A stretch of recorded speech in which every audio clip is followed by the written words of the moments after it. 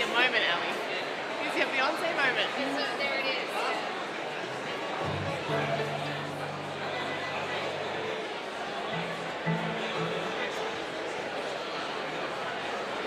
Does anyone start? I've got some heinous double stops. Yeah, we start together. Okay.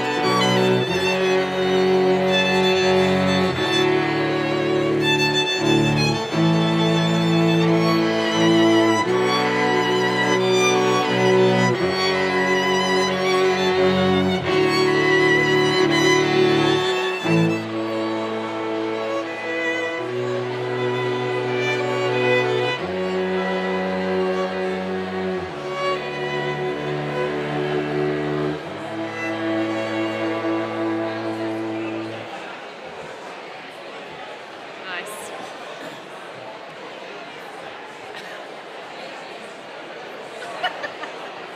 It'll be good. They'll like it. Ladies and gentlemen, welcome to the 2023 Merv Cartwright Medal live stream. We have got a massive night coming your way. We get to celebrate all of the incredible things the Penrith Panthers achieved. The minor premiership, of course, last Sunday's grand final win, which sealed the game's first three-peat since the 80s.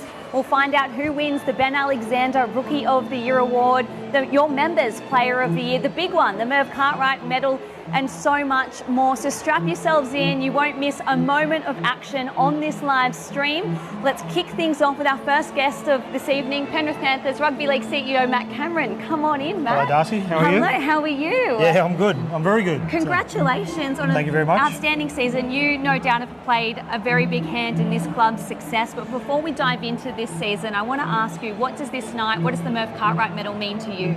Yeah, it's it's our highest honour, within the club, and I suppose it's a reflection of a culmination of hard work by an individual across the whole season. And there's been some outstanding contributions this year, but I think tonight's winner, whoever it is, I'm not sure who it is, will be truly reflective of what this club's all about. So. We saw something very special on Sunday, the club's third straight premiership. How proud are you of what this playing group has been able to achieve? Yeah, this group of young men that we've got playing, representing the club at the moment, are absolutely outstanding.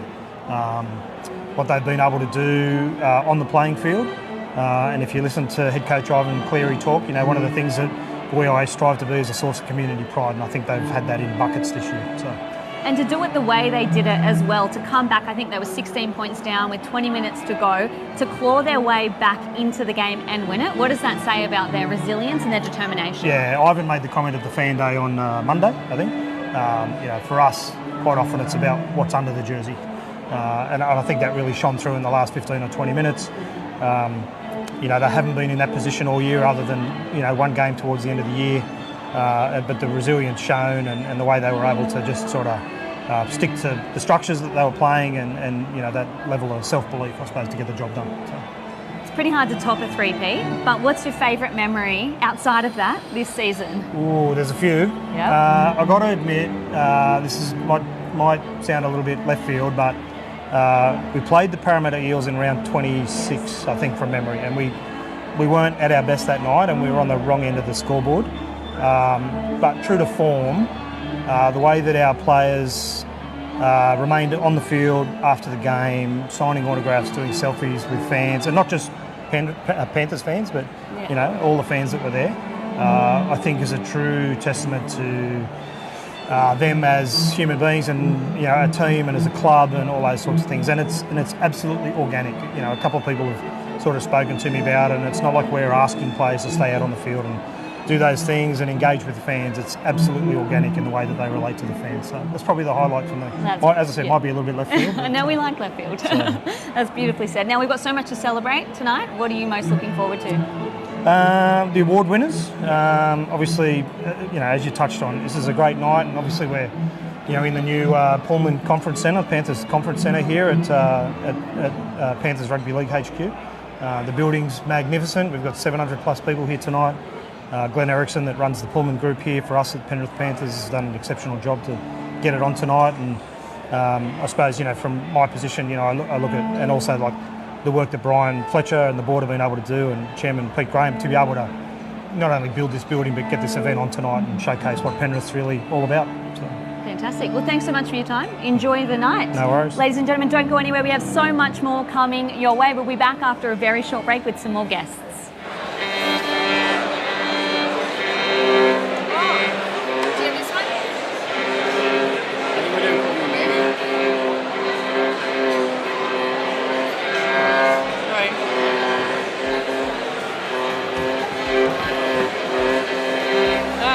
Ladies and gentlemen, if you haven't done so already, please take your seats as formalities will commence shortly. Yes. I haven't got the first bar. Are you in the first bar? No. Oh, yes.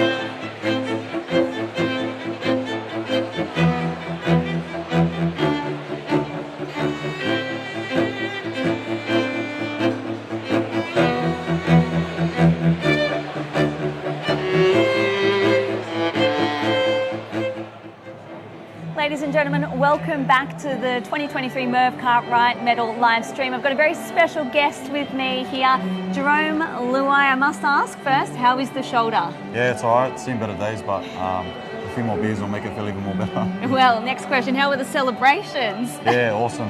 Definitely up to standard. Shout out to Scott Sorensen. He's been MVP so far. Scott Sorensen turned us down for an interview on the live stream, so that speaks volumes. I must ask, you got to sit on the bench, right? You didn't get to finish the game through injury, but you got to sit on the bench and you got to witness Nathan Cleary's final 20 minutes of that game. How special was it? Yeah, pretty crazy.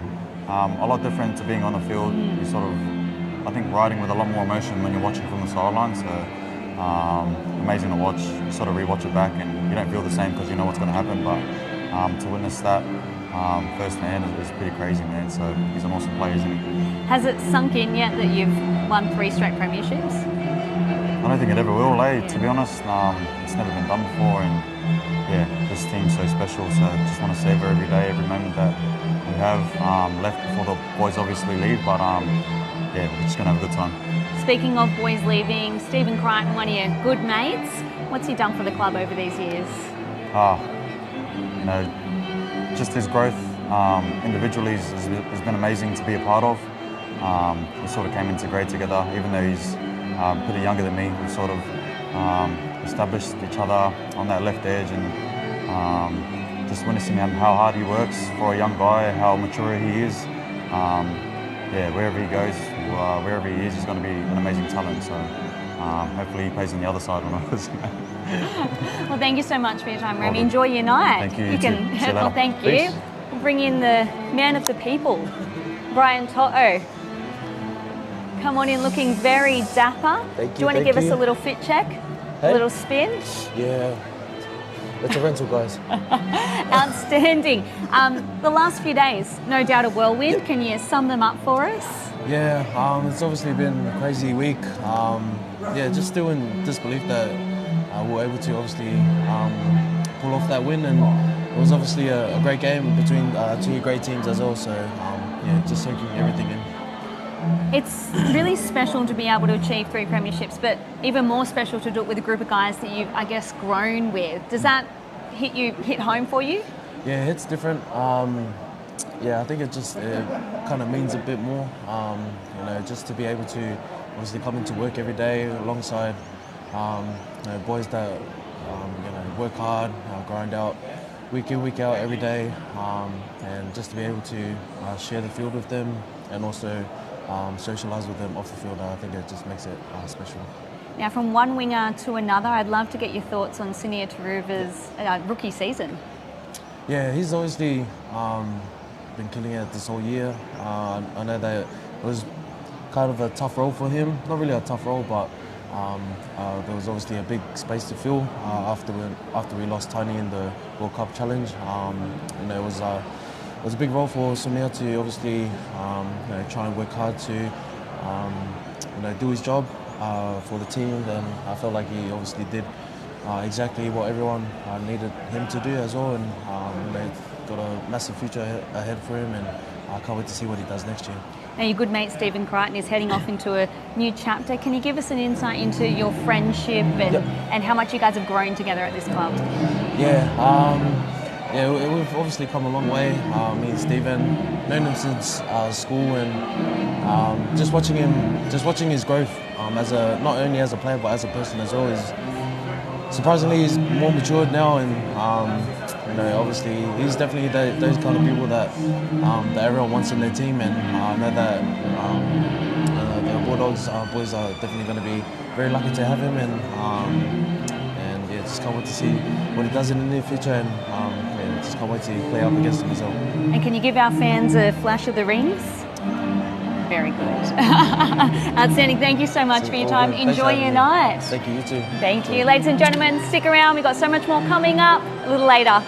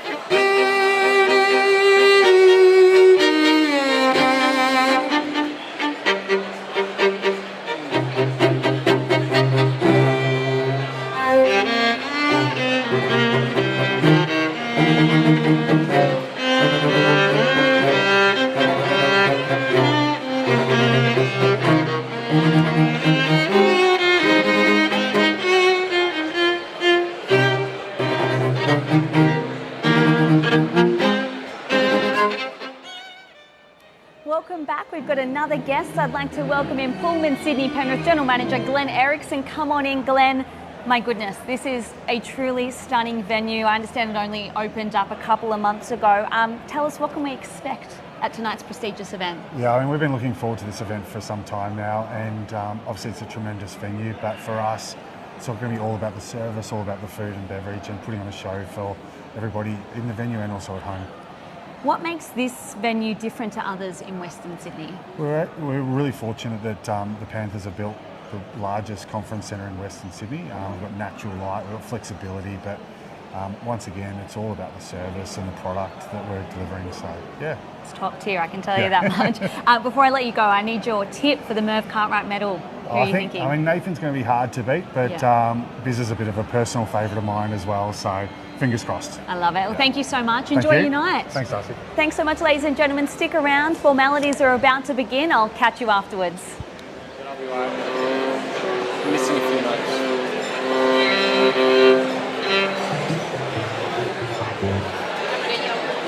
Yeah, sure. Who starts? I do. In bar one?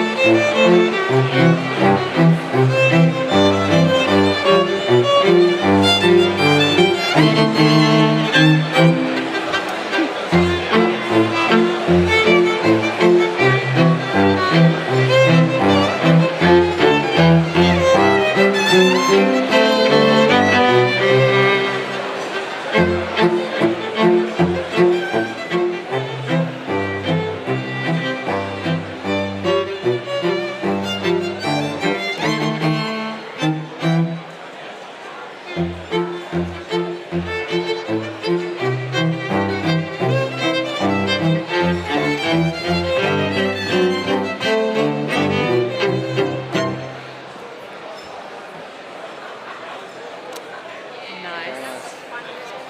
Well, 3 minutes to 7.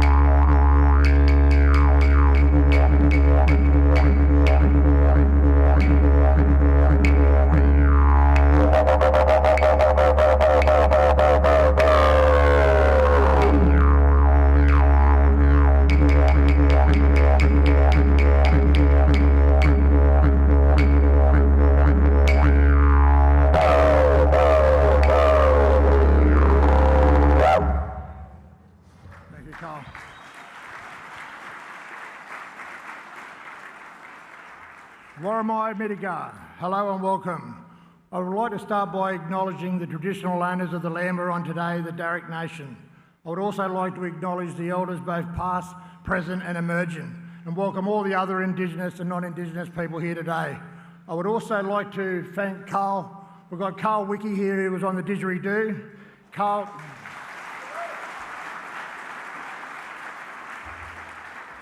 is also the nephew of Terry Wiki, one of Perth's legends back in the early 70s and 80s, so it's good to get Carl out here and representing his mob as well. I'll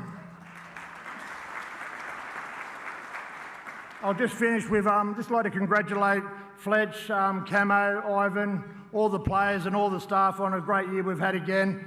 It's a privilege to be able to come to work every day with you fellas, and really appreciate everything you do for me as well. So thank you and enjoy the night.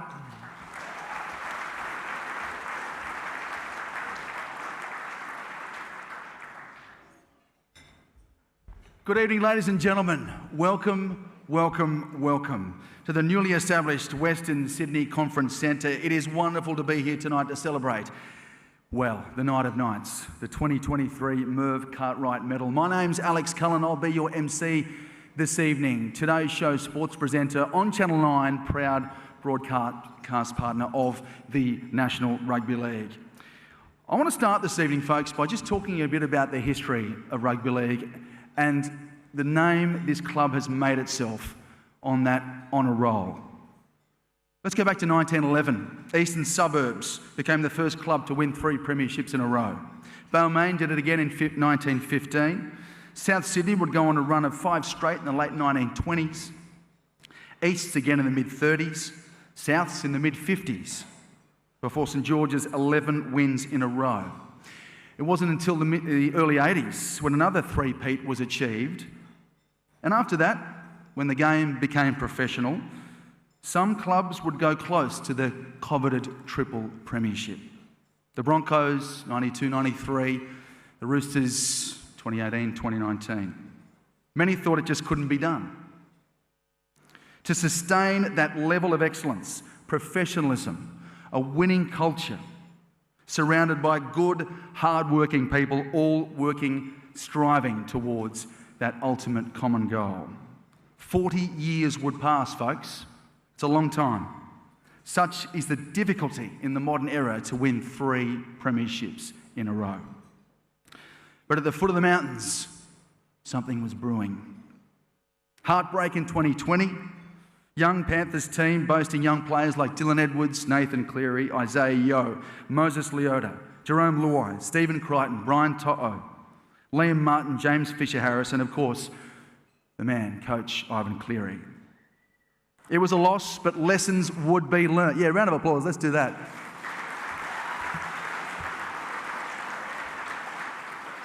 A fire was lit, a burning desire to return to lift the Provan Summons Trophy. Not once, not twice, but 3 wonderful, amazing, incredible times. From the board to the sponsors, the club and coaching staff, the players, the fans, I know how hard this club has worked these last few years. What a ride it's been, and I have a feeling it is set to continue, ladies and gentlemen. We have witnessed greatness. Let's put our hands together for this wonderful club and what they've achieved this year.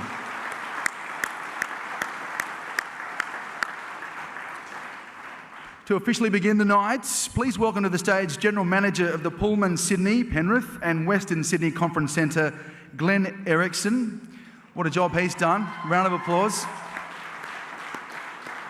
What an amazing venue we have here tonight, folks. We're going to have an amazing night. And as he makes his way up to the stage, please turn your attention to the screens for an introduction to this wonderful place we now call the WSCC.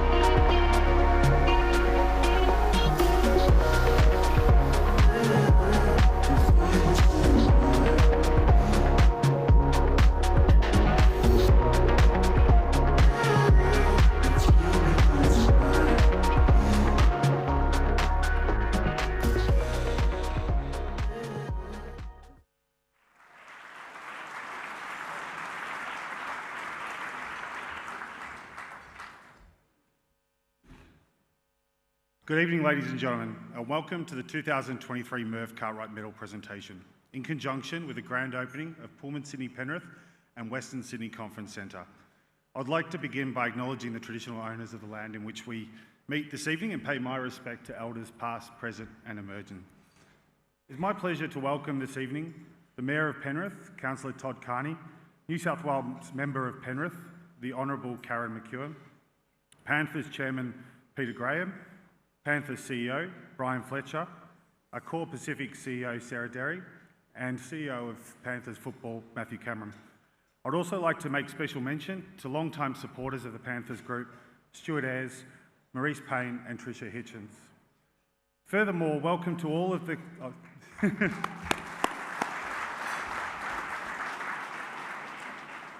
Furthermore, welcome to all of the club's invaluable sponsors, partners, staff, and of course, our 2023 NRL Premiership team. While this evening is all about celebrating the achievements of this phenomenal football team, both on and off the field, we are extremely grateful to take this opportunity to showcase to you the incredible Western Sydney Conference Centre and Pullman Sydney Penrith.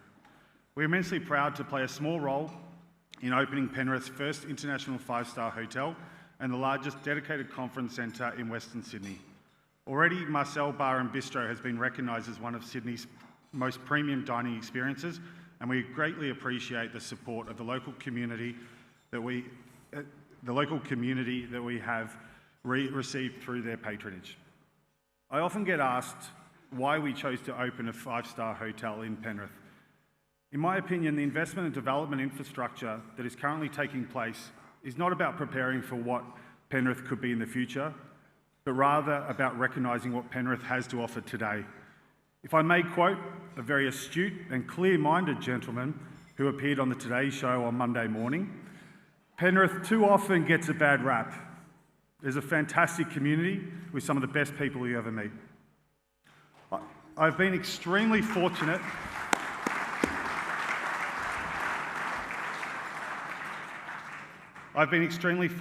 to work with an elite group of people in bringing this complex to life, who I'd like to publicly recognise this evening. To Peter, Brian and the Panthers board, thank you for your uncompromising support and vision. To the entire core team, thank you for your expert integration of industry-leading best practices while valuing the uniqueness of this product.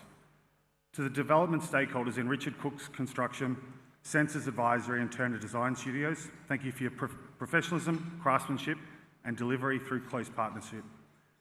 Thank you to the teams at Penrith Leagues Club and the football department for your unwavering support and inclusion, which brings me to one of the more inspiring people who I have the pleasure to work with in my career. A true gentleman who is annoyingly good at absolutely everything that he does. Matthew Levy has been the true conductor of this orchestra and ultimately responsible for developing this masterpiece. Finally, to the entire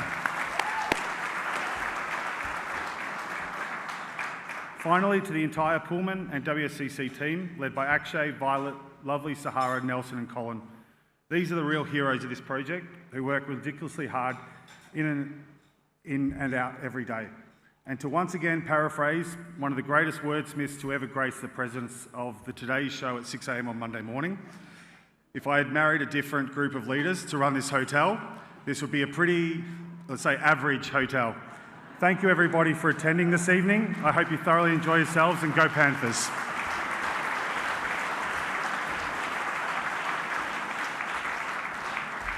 Thank you so much, Glenn, and I'd officially like to thank Ivan too for giving the nation television gold on the Today Show on Monday morning. Well done, my friend, well done. Round of applause. Thank you, Glenn. And why wouldn't you be happy? Wowee, 3 in a row. I'll say that all night because it is just an incredible achievement, and we're all going to celebrate that and more here tonight. Hey, now to officially welcome you all here this evening, Panthers Chairman of the Board is a legend, this bloke. I know how hard he works behind the scenes. Please make him feel welcome, Peter Graham.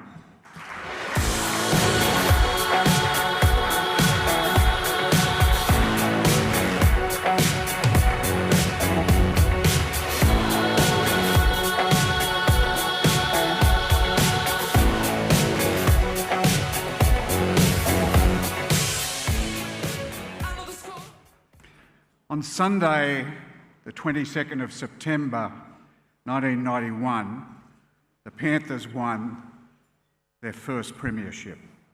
In lifting the Winfield Cup, our captain, Greg Brandy Alexander, said, "We've waited a long time, and this is for the people of Penrith." Meeting together in this wonderful centre at the end of another very successful season, there could be no more fitting statement than, "We've waited a long time, ladies and gentlemen, to be recognised as the best rugby league team in the modern era." Yes.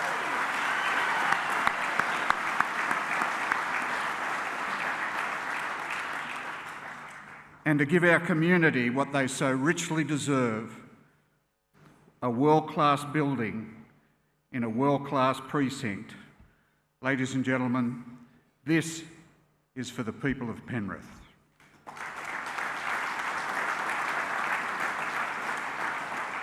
It's time to say thank you. Thank you to the 618 players and the coaches and support staff who have built our culture over the last 56 years by giving their all, week after week, win, lose or draw. These Panthers champions are represented here tonight by our life members and the board of our Ex-Players Association. They don't know this is happening, but could I ask our life members and the board of our Ex-Panthers team members to stand where you are, please? There they are.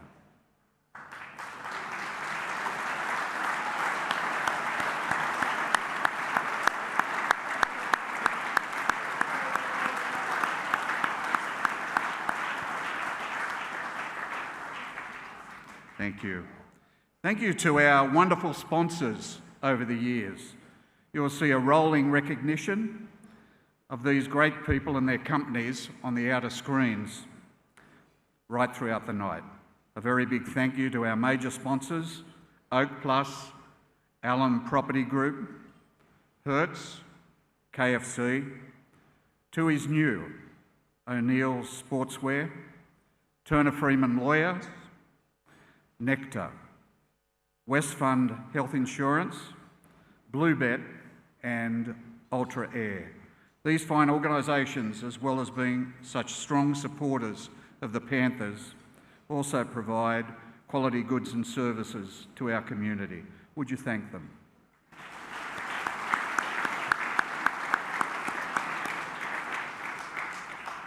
Thank you to our members and fans who have loyally supported us through thick and thin.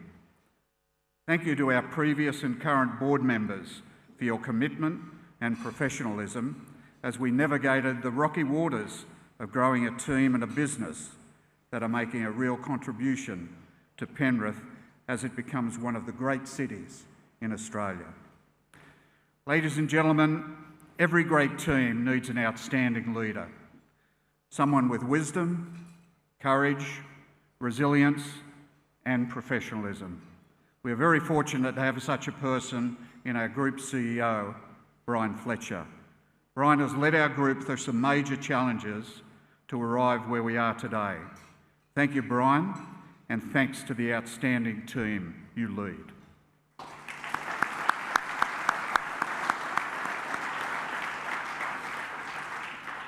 So let me talk for a moment about this wonderful building, its origins, and the people who made it happen. In 2017, Brian Fletcher engaged former Panther Lou Zavanovic and Andrew James from Cabe to design a hotel and conference centre on the front car park of the club. In 2018, the conceptual design was completed by Turner Architects and Census Advisory were appointed as our project managers. In 2019, Turner Architects were commissioned to complete the design. DA approval was given by Penrith Council and Richard Crooks were appointed as our builder. Work commenced on the 19th of November 2019. In April 2020, COVID spoilt another party when we were forced to halt construction. In February 22, we recommenced construction and the community centre was officially named the Warramie Community Centre. The building was officially opened on Friday the 11th of August, but we all know that it's not really opened until we hold the Merv Cartwright Medal celebration. Please see the rolling credits on our screens, which name so many of the fine people and organisations who contributed to this wonderful building. A special thank you to Matt Levy, Panthers Head of Property, and Glenn Erickson, who you've heard from tonight, our Hotel and Conference Centre General Manager, who have worked together so well to bring us this magnificent facility. Would you thank them, please?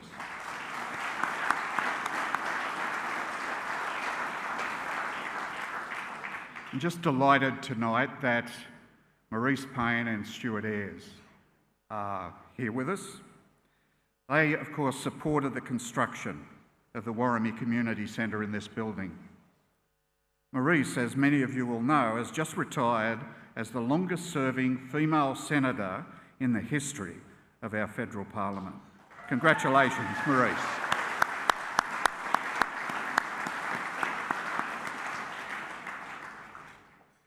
Ladies and gentlemen, this building is now officially opened for business.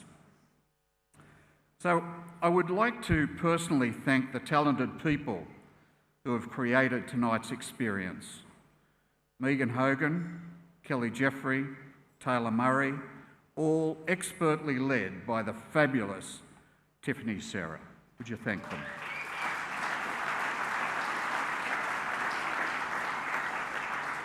Ladies and gentlemen, the rest of tonight is about football. We will recognise all the people who have made this club so successful.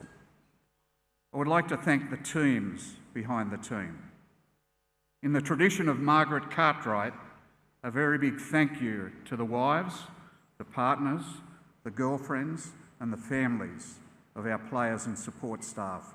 Your encouragement was led this year by Beck Cleary and Maddie Wallace and is the foundation for our success. Thank you.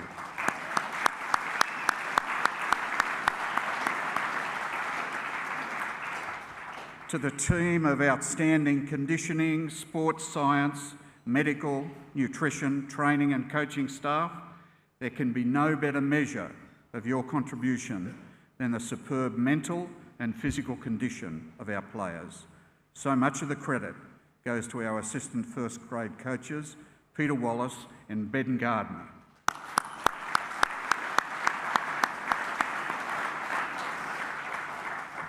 To the Academy team led by football CEO Matt Cameron, your professionalism and dedication to all of the behind-the-scenes functions has helped to make us the envy of the NRL.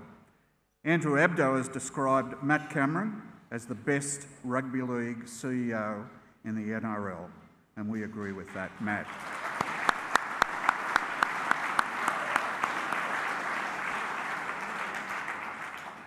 To our teams who will be honoured here tonight, thank you for your efforts in going to war for our tribe every week. Tonight's celebration is in your honour. Finally, to Ivan, you are an outstanding leader.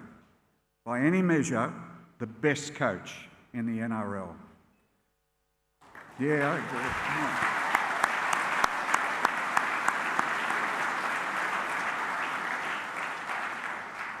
Your aspiration has been for the Panthers to be a top 4 team every year. Mission accomplished. Your other aspiration, to be a source of pride for our community, has been well and truly met.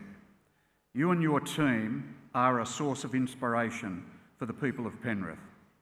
You have inspired us to see new possibilities, from a great town in 1967 to a great city in 2023. We are very proud of you and your team. Thank you, Ivan. You have made history.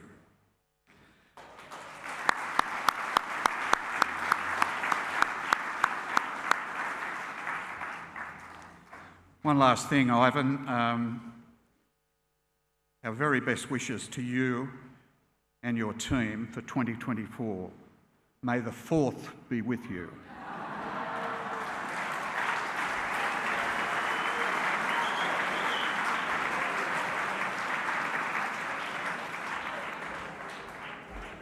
There he is, the best chairman of any NRL club, Peter Graham.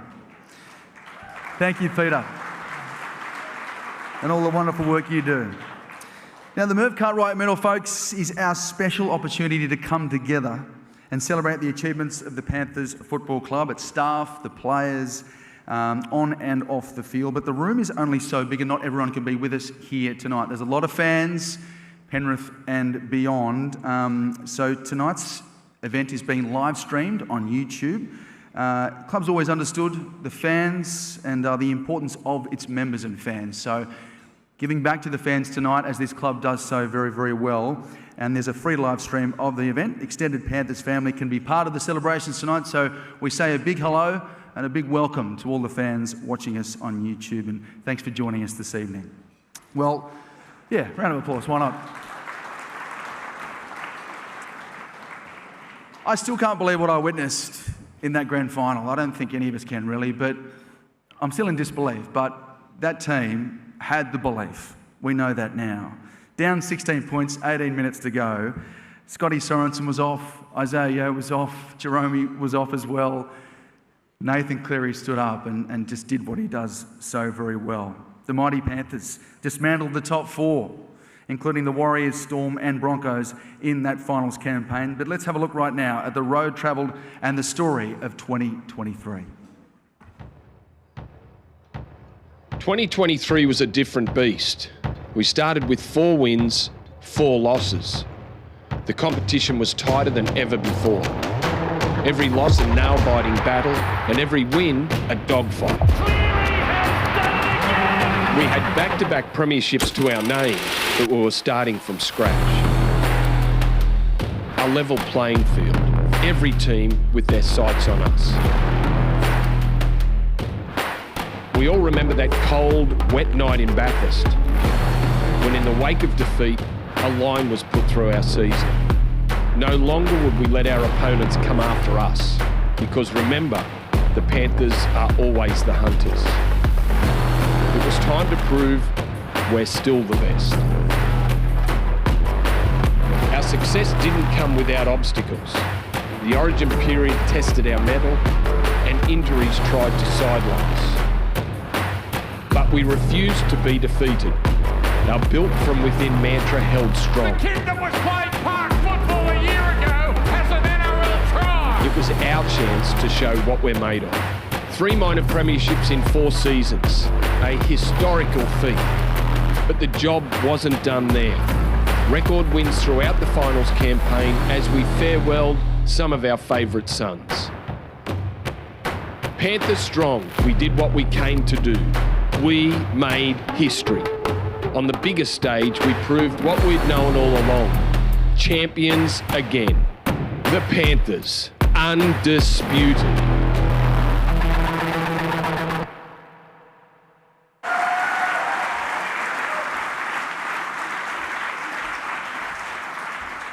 Yeah, Brandy said it best, undisputed. 3 in a row, folks. It's unbelievable. And a credit to this club and this wonderful community that I've enjoyed being a part of these last few years, hosting the Chairman's Lounge up there. This is a wonderful community. You're wonderful people, and I love being here. I love every minute of it.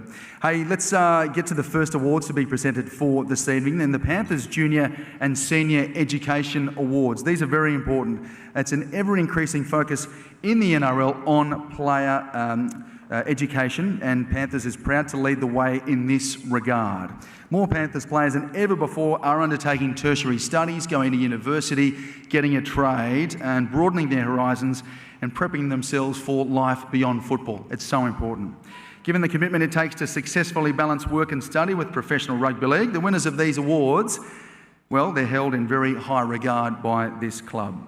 To present the Junior and Senior Panthers Education Awards for 2023, please welcome to the stage Panthers Wellbeing and Education Manager, Kevin Kingston.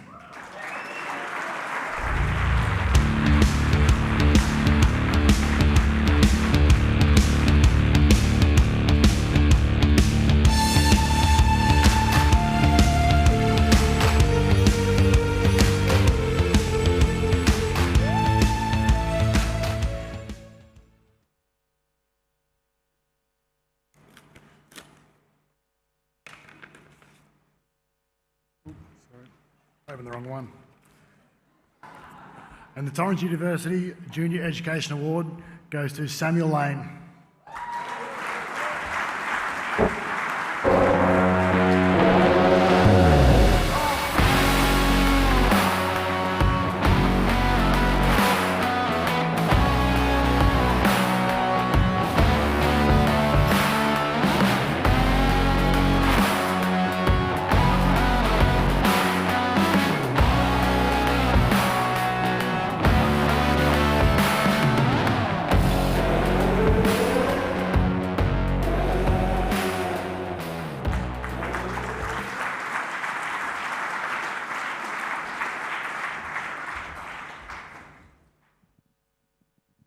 Congratulations, Samuel. Well done, my young friend.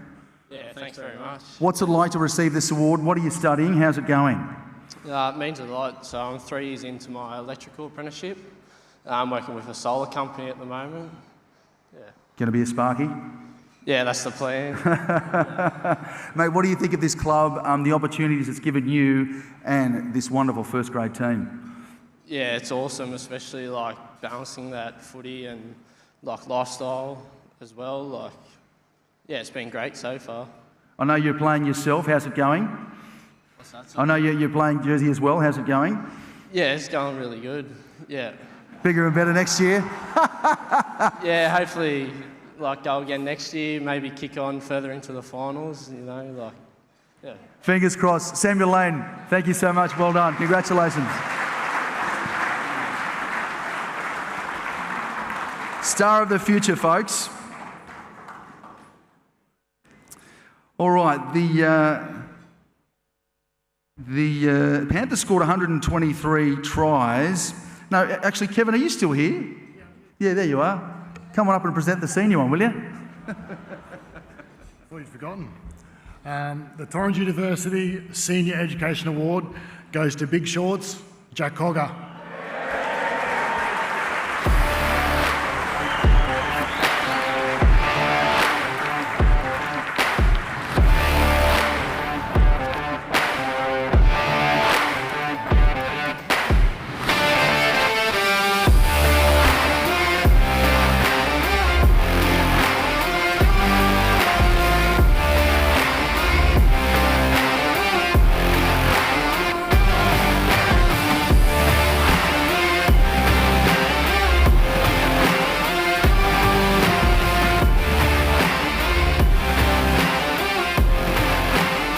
Jack, congratulations.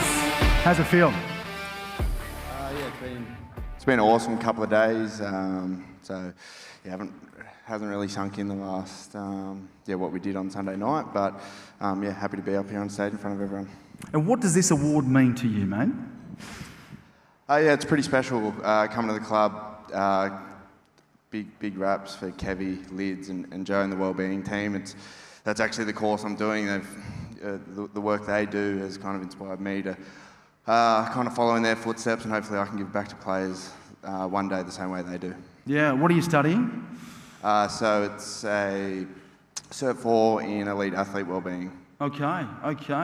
Mate, you're off to Newcastle next year, but let's reflect on your time here at Penrith. How nervous were you for that first 60 minutes of the game Sunday night? Yeah, it was tough sitting there, but no, that was my role, so I knew it was going to come, and yeah, I'm just glad we got the job done. Yeah, you slotted in so well this year. What does this club mean to you, and what does that win, that ring, mean to you?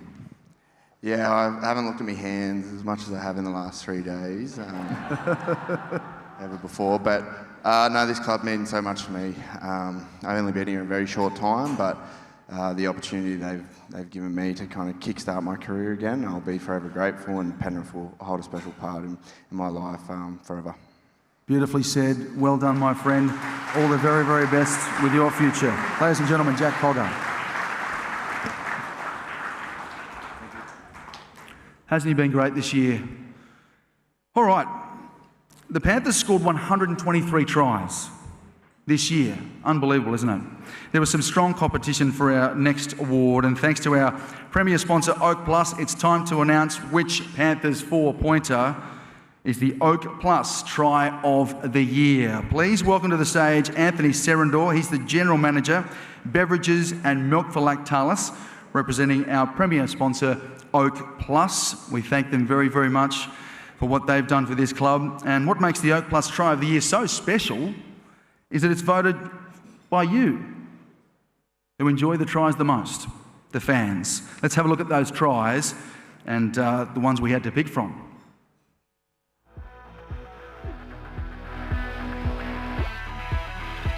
That's 5. Kenny, Cleary, running it again. Crichton, flick pass, and then Brian Tottle. Not about to concede. Kept it alive. Moses Leota back for Edwards. Now Jerome Luai. Still the last tackle. There's no kicks out there. Now Yo. Still no kick. Then back to Sorensen. Scotty doesn't know. He passes the ball to Taruva. Only a kick. And Taruva will score for Penrith. Problem boss, I'll do the rest tonight, and he's been enormous through the middle. Luai, quick hands. Taruva calling for it. Tungo has gone through. Plenty of support inside. He's now able to offload. Crichton's bobbed up on that side of the field and kicked through and scored. Well, how did that happen? I saw Isaac Tungo. I saw Taruva. And then Crichton bobs up on the left. And Penrith have another one. And yes, 50 is a real possibility. Cleary under pressure from Smith. That's a good kick. It was a pinpoint kick. Luai throws it over the top. It's still the last tackle, actually. Kick it, Yowie. There he is, Isaiah Yo. He's got the great kick. It's picked up by Tom. Oh, yes. Isaiah Yo has put on a try with his right boot. Oh, wow. He didn't want to do it. No, he didn't. Oh, he didn't want to do it. He was looking for any other play than the kick. Backline set to the right-hand side here. Luai, first receiver. Cogger kicking for To'o against the compressed defensive line.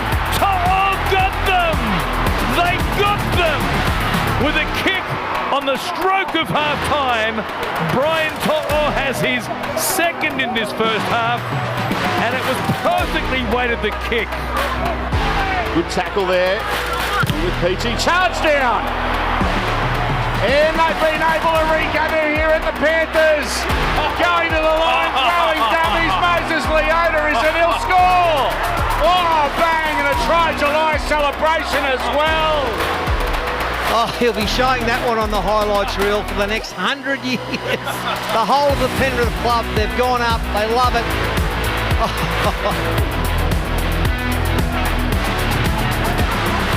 Panthers looking to shift here. And up over the halfway line they go. Tungo, oh, what a step, gets around them. Still going, beats the hammer. Still going for the corner. Oh, yeah, what about that from foot down? What a try. Isaac Tungo with a beauty.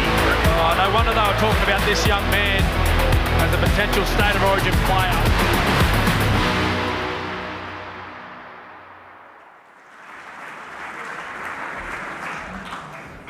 How good. Moses Leota, superstar, that try in the grand final as well. That should be up there too. Well done, folks. Well done to all the props out there. Anthony Serendor is going to come up and present the award tonight. Is he in the house? Anthony, are you around? Representing Oak Plus for us tonight. Here he is, the great man. Please make him feel welcome.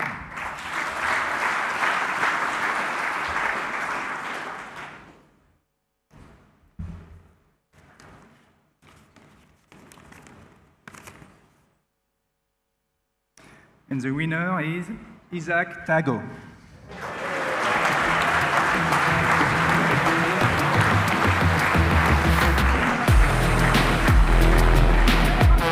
The Panthers looking to shift here. And up over the halfway line they go. Tungo, oh, what a step, gets around them. Still going, beats the hammer. Still going for the corner. Oh, yeah, what about that from foot down? What a try. Isaac Tungo with a beauty.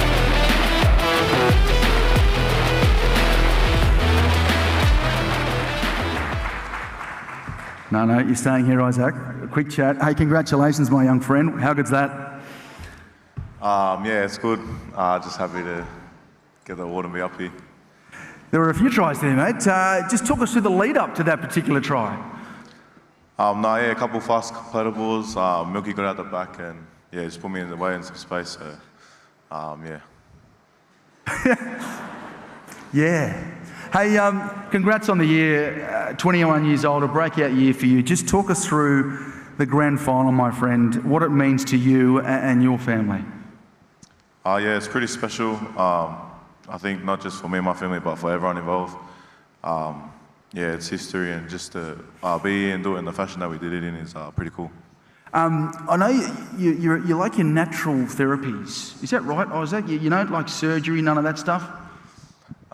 Something like that. Is it true you still got a flip phone? Nah, not anymore. Okay, fair enough. Just au naturel for you, Isaac?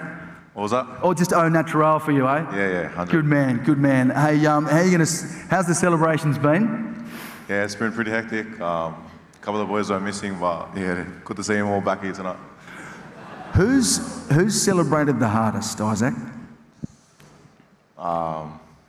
Jesse McLean was pretty in there for youngins, so shout out to him. I hear Scotty Sorensen's a bit crook today. Yeah, he's all right. He's getting around, but lucky he's here. Lucky to be here. Well, I'm glad you're all here. We're also glad you're here. And congratulations again, Isaac Tungo, try of the year, folks. Thank you.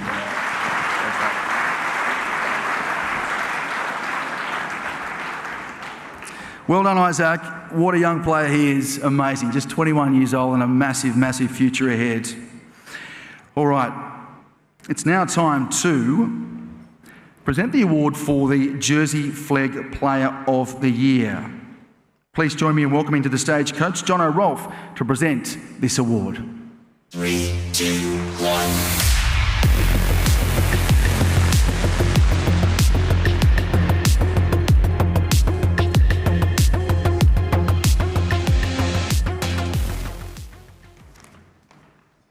Just before I present the award, there's some thank yous in the building and a bit of a recap of the Jersey Flegg season. So, good evening to all esteemed guests here tonight. Is it a pleasure to be here and work for this great club where history has been made? There are, of course, many people that I need to thank before I give a recap of the season. Brian Fletcher, Peter Graham and the board, Ivan Cleary, Matt Cameron, and all sponsors involved with the club. In addition, I also like to thank the NRL and the commercial staff for your input over the season, to the Pathway staff, Hoppo, Jimmy, Joey G, Joey Mack and Sammy. You've done an excellent job and it's been a pleasure working alongside you. Lastly, to the Flegg staff, I couldn't ask for a more dedicated and committed and experienced coaching staff. Season-wise, it was a positive start to the season, but after 3 rounds, we knew we needed a bigger focus on some areas, especially our TBAs. So over the next 9 rounds, the playing group continued to grow their DNA and put together an impressive 7 wins and 1 draw. After round 15, we were equal first on the ladder. From rounds 15 to 22, we put together some nice wins against the Dogs, Sharks, Roosters, who finished top 3, and 2 of those sides made the grand final. However, we lost a couple of crucial away games against sides who do not play in the semi-finals. After round 22, we sat 3rd on the ladder. In the next few rounds, we suffered a few injuries to key players, lost a little bit of momentum, some movement between Cup and Flegg, and we were goal kicking at 55%, which hurt our ability to finish top 3. So overall, the Jersey Flegg season was reasonably successful. However, as Sammy just said run deeper into the finals and were unable to emulate the heights of season 2022. There are many individual successes within the season. We had 3 players selected for the New South Wales 19's Origin team. Those were Harry Hassett, Billy Scott and Laurent Patea. And Tim Seelap Burns was the other representative who made the Queensland under-19's Origin side. An important part of the Jersey Flegg program is to promote players to the New South Wales Cup. We had a total of 13 players debut and have an influence on the New South Wales Cup season.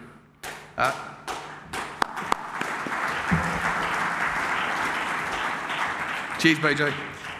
To every player, you should be proud of your efforts you collectively put into the season, especially over the last 2 years. And I wish you all your best in your career, whether it's this club or somewhere else. The Player of the Year this year is one of the most reliable and consistent players I've ever coached. He's an excellent edge defender, where his movement and defensive reads are outstanding, and he's a constant threat on our right edge. In every game, he makes those more comfortable around him, making him a valuable team member, giving them confidence to perform at their best. He played 10 New South Wales Cup games and has a bright future in the game. The Jersey Flag Player of the Year this year is Sam Lane.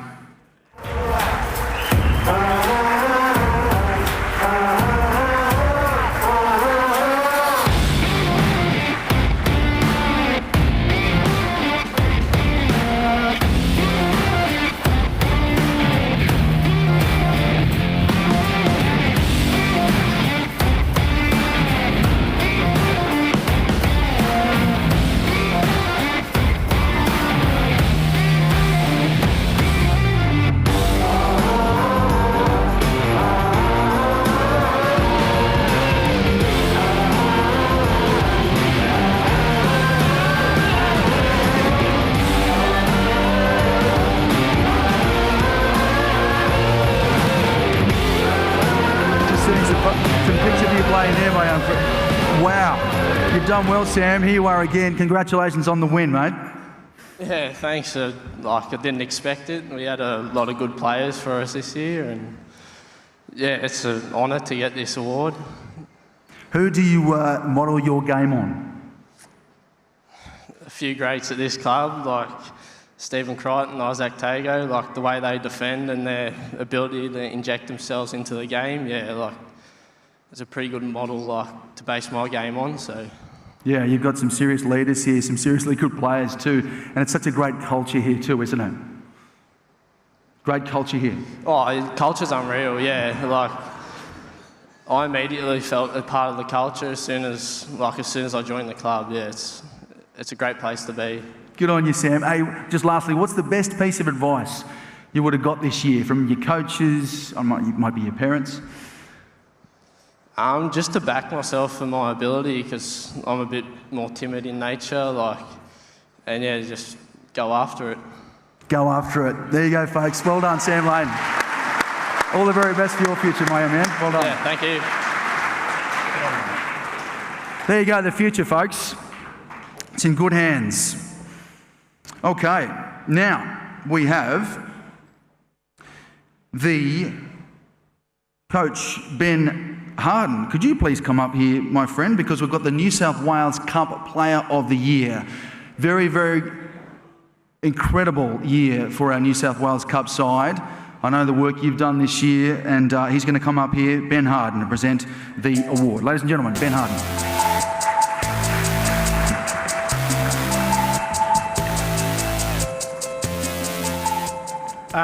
Bit like Jono, I'll just start off with a few thanks. After a season that goes for 10, 11 months, I think there's a lot of people that you need to make sure you're grateful and they're aware of sort of their input to the season. So I'll just start off by thanking Brian Fletcher, CEO, Chairman, Peter Graham and the Board of Directors.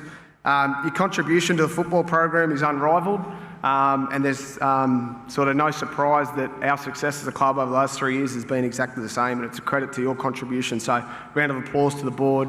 It's been a hell of a contribution. To Matt Cameron and Ivan Cleary, thanks for the opportunity to coach the Cup.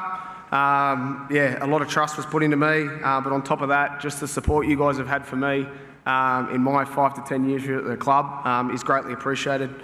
To the NRL coaching staff, Wal, BG and Demis, thanks for all your support throughout the year. In such a high-pressure, hard-working environment, it's just awesome to come into work and have fun every day.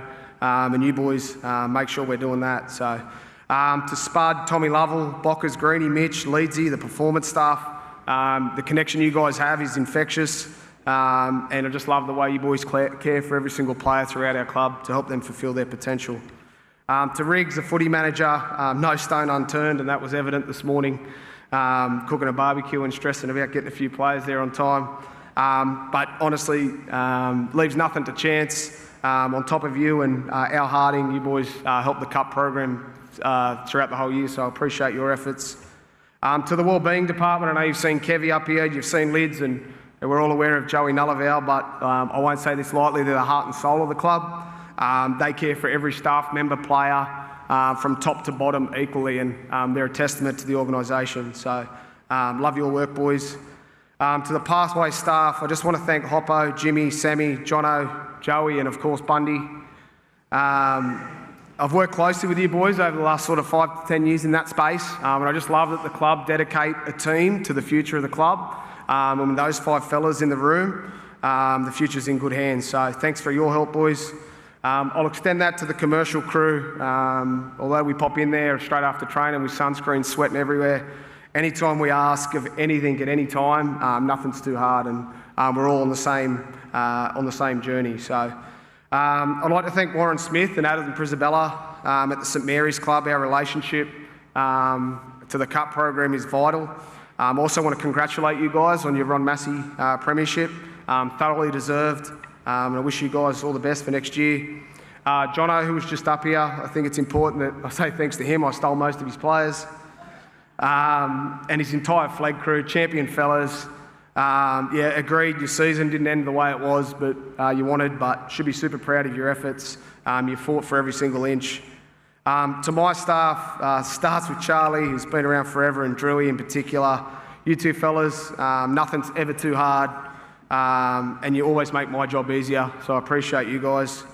To Jack Sattler, Joey McNicholas, and Grados, thanks for your efforts, boys. The transition from full-time to afternoons is not always easy, and you guys always put in that extra effort on both sides of the fence, and I appreciate that. And I'll extend that, obviously, to Kevin McKinlay, Muskie Shep, Chungi, and Dr. Josh Lee for your professionalism and commitment. So thanks, boys. I don't want to have to get an Uber home, so thanks to my amazing wife. Honestly, I know everyone's going to thank their partner up here, and so they should. 3 kids under 6, a 1-year-old at home and a part-time job, and a husband's at footy 4 nights a week. Wouldn't be able to do what I love every day without your support. Heart and soul of our family, and thanks for everything you do for me. And I'll hurry this up. Taylor's already tapped me twice and said make sure it's short, so I've obviously got a bad track record here. I just want to thank the players. Definitely not the outcome we wanted as a group, and we're not walking away from the disappointment of the season. But we all agree that there's valuable lessons as a group from all players and staff, and that starts with myself. We used a total of 37 players this year, and I just honestly want to thank each and every single one for your commitment, not just to the team, but the club. The highlight for me was the 2 NRL debutants, Luke Summerton and Jesse McLean. I'm really happy Jesse partied hard too. Good job, Jess. On top of that, obviously those 2 boys were all aware that they made their debuts, but I just want to congratulate Liam Henry and Isaiah Ongi for making the New South Wales Cup Team of the Year, so can we give them a round of applause? And I think, like Jono just said before, the most impressive stat was the 12 New South Wales Cup debutants, many from the Jersey flag. On top of that, the core group for 2024 year has been exposed at this level that will put them in good stead for next year. So we've just got to make sure we're ready to take advantage of that. All the best to the departing players. Love the adventure, and I wish you all the best for the next one. And I just want to finally congratulate the NRL playing group for an unbelievable season. I'm absolutely honoured to be inside those 4 walls, and while the end of the game was a surprise, it's no surprise the success we've had over the last 3 years, getting to see that firsthand. Lastly, just well done everyone to make this night hell of a spot. And yeah, enjoy your night. Thank you.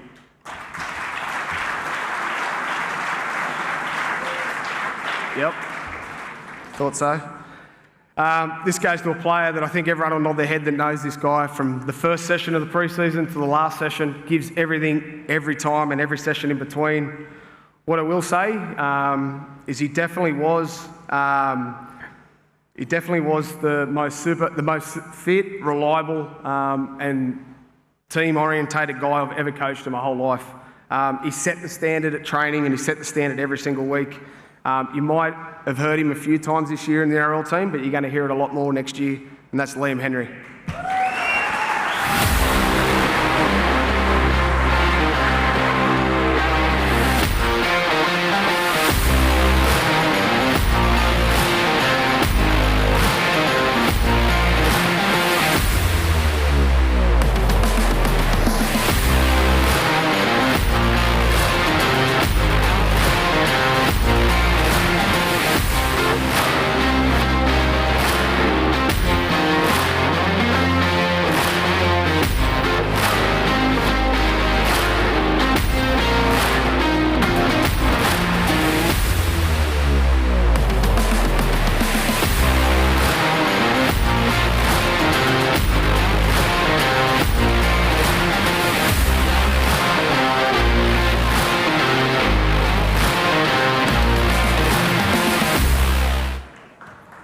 is Liam Henry, New South Wales Cup Player of the Year. Congratulations, Liam. Yeah, thank you very much. I appreciate it. Yeah. Mate, you're from Blaney, central west of New South Wales. It's cold out there, right? Yeah, it sure is. Starting to warm up, but so, yeah, it's good. How do you like it here at Penrith, mate? Yeah, I love it. I love it. Every day I walk through them doors and pinch myself down there. So, yeah, I love it. Well done, Liam. I know your nickname's Horse. I won't ask you how you got that nickname, but you've re-signed until the end of 2026. Was that an easy decision, Liam? Yeah, it sure was. As I said before, I love this club and this playing group. Big congratulations to the first grade boys and all the coaching staff and Ivan. It's unreal. So, yeah, I love it here and couldn't sign it quick enough. It's so good, mate. It's so good. New South Wales Cup, not the result you really wanted this year. How do you reflect on 2023, Liam? Yeah, as you said, and as Benny said, big thanks to Benny and the coaching staff, all the boys. Yeah, and obviously not the result we're after this year, but lots of lessons learnt, and yeah, going forward, we'll learn a lot from it. So, yeah, it'll only help us in the long run. But thanks again. Yeah, please make him, congratulate him again. Liam Henry, guys. Well done, the New South Wales Cup Player of the Year. He's a superstar, this bloke. I know he's a very popular bloke around the club as well, and a worthy winner. All right, ladies and gentlemen, it's time for the main meals to be served, so we'll have a short break. We'll be back very soon for the rest of the awards a little later, but sit back, enjoy yourselves, have a drink, have a meal, and enjoy the music from String Musicians Australia. See you very soon.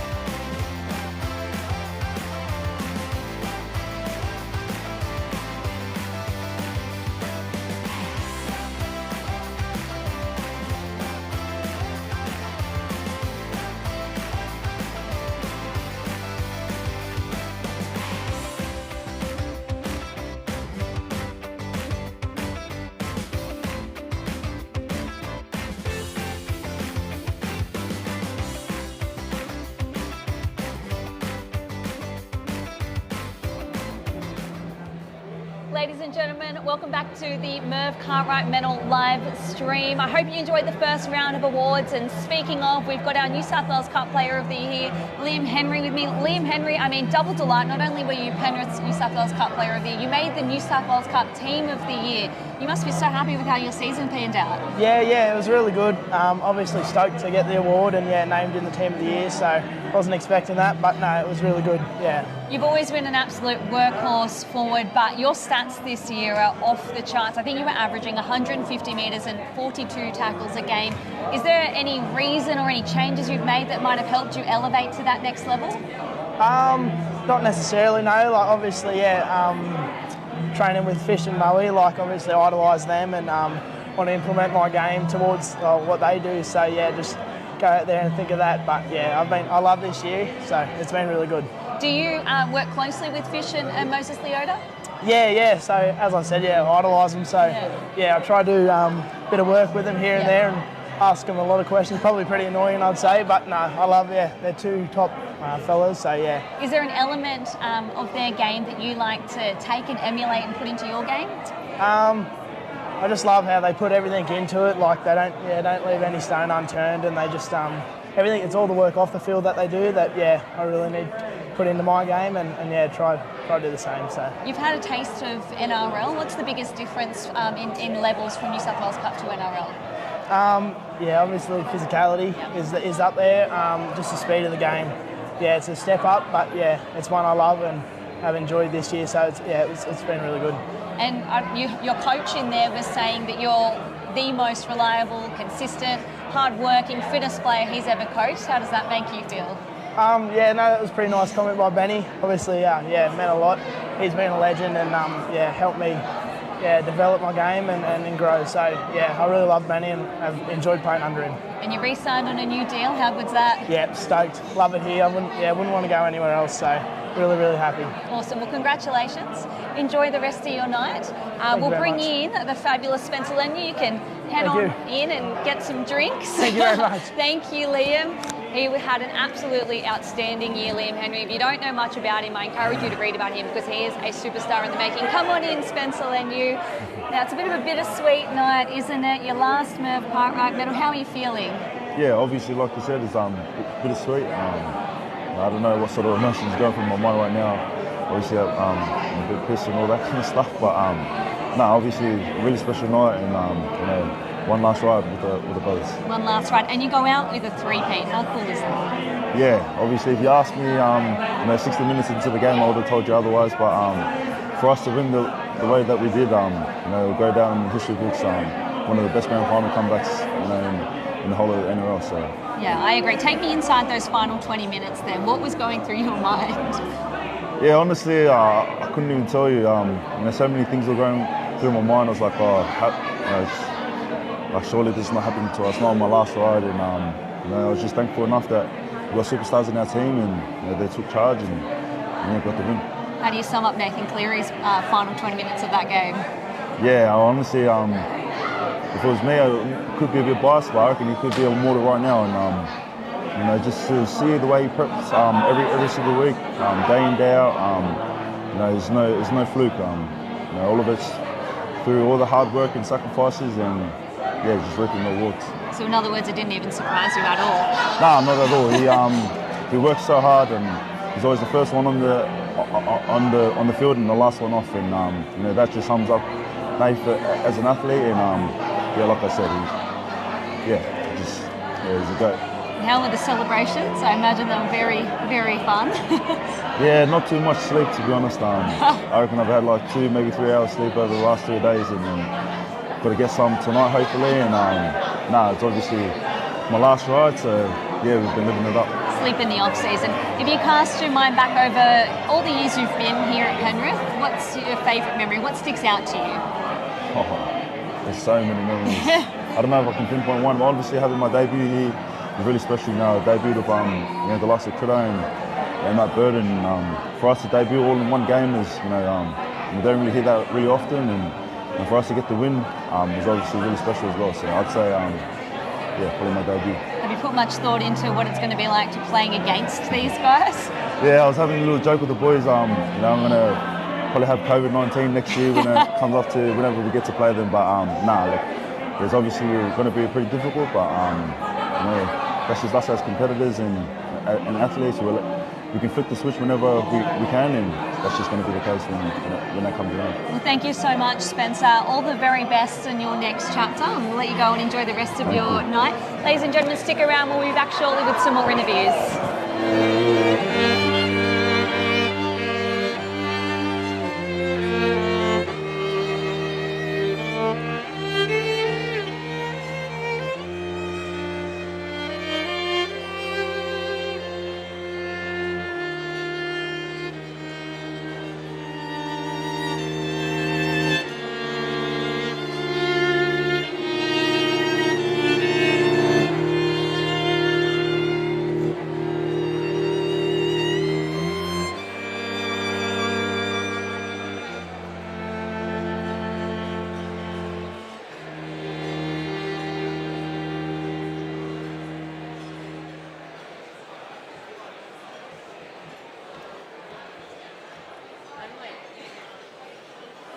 That was good. That's a nice arrangement.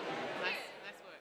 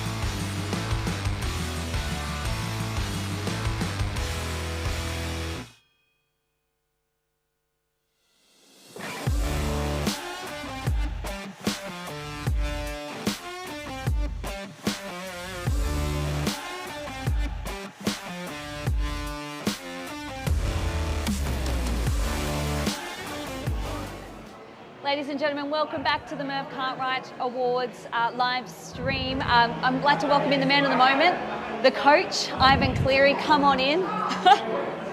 Hey Darcy, Ivan, how's it hello. going? I'm good. How are you? How are you enjoying the night? Having a great night. Isn't it stunning? What an amazing venue. Super stoked. Like my first awards night, I don't know, 10 years ago, we were out in the, God love it, the old tent out the back there.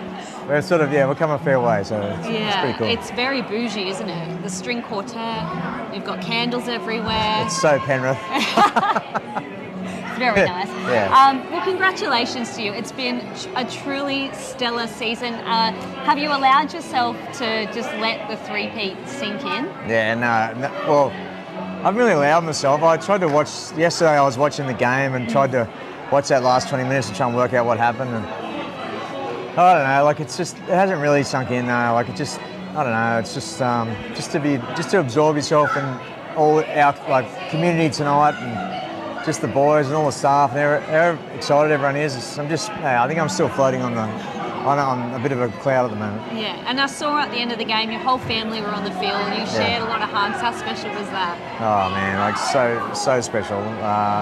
Your family's like everything. Like, I mean, as a coach too, like it's a lot of ups and downs, and obviously we've had a lot of ups lately, but there's plenty of downs before that, and just my beautiful wife Beck and all my kids. God love Nathan for what he did, but I love all my kids, and I feel very blessed to have that awesome family, and they're all Penrith people, and they love it, and so. Tell me what's going through your head when you're 16 points down, there's 20 minutes to go. Yeah, well, there's plenty of doubts, I must say. I mean, the Broncos were just so dynamic, and they were on a real roll there. I sent a message out when we were 10 points down. Yeah. Hey, just give us the best 5 minutes you got, because we've got to stop these guys. And they scored on the next set. I was sort of short of messages at that point, but anyway, it was still a long time to go. So the point was we needed to stop them. We've built our whole season on defence, and at that point it wasn't about trying to score points. It was like trying to stop the Broncos, because they just had a huge roll on. And then if we could do that, then maybe we could try and get ourselves back into it. And I don't know, at that stage you're not thinking about winning the game, you're just trying to find the next phase to be able to get ourselves back in the game. Can you believe it was Moses Leota's try? Of all people, Moses Leota is the guy that kind of sparks this fight back. I can totally believe it. Yeah, Moses is like the full front door, front rower. He's like fish. They just when the game starts, when the intensity's at its highest, those guys they revel in that stuff. But he's got more to it than that. I mean, in the first semi-final against the Warriors, he threw a cutout pass to Bizza to score, and he's just got more to him than that. That play though, it's probably going to go unnoticed, but he was the only guy supporting, and it wasn't just the way he supported. He accelerated at the right time. It's not as easy as it looks. He made it look easy, and in the end, it was it gave us the impetus to be able to do the rest. And Nath, you touched on it, those 20 minutes, I mean, he's not going to give himself a rap. So from dad to son, how incredible were they? Yeah, I'm not going to give him a rap either. We need better. I totally, I mean, he probably hadn't had his best game before that. His first half was okay. The start of the second half, he definitely would, a couple of plays, but it's only a couple of plays. But in those big games, they really count, and he knows that. But I think all the experiences he's had, debuting at 18, debuting in Origin at 20, playing in those semi-finals, Origins, grand finals, all those moments, and he's learnt from it. You know, I said this yesterday. I don't reckon there's anyone who works harder than that, and God, I love him for that.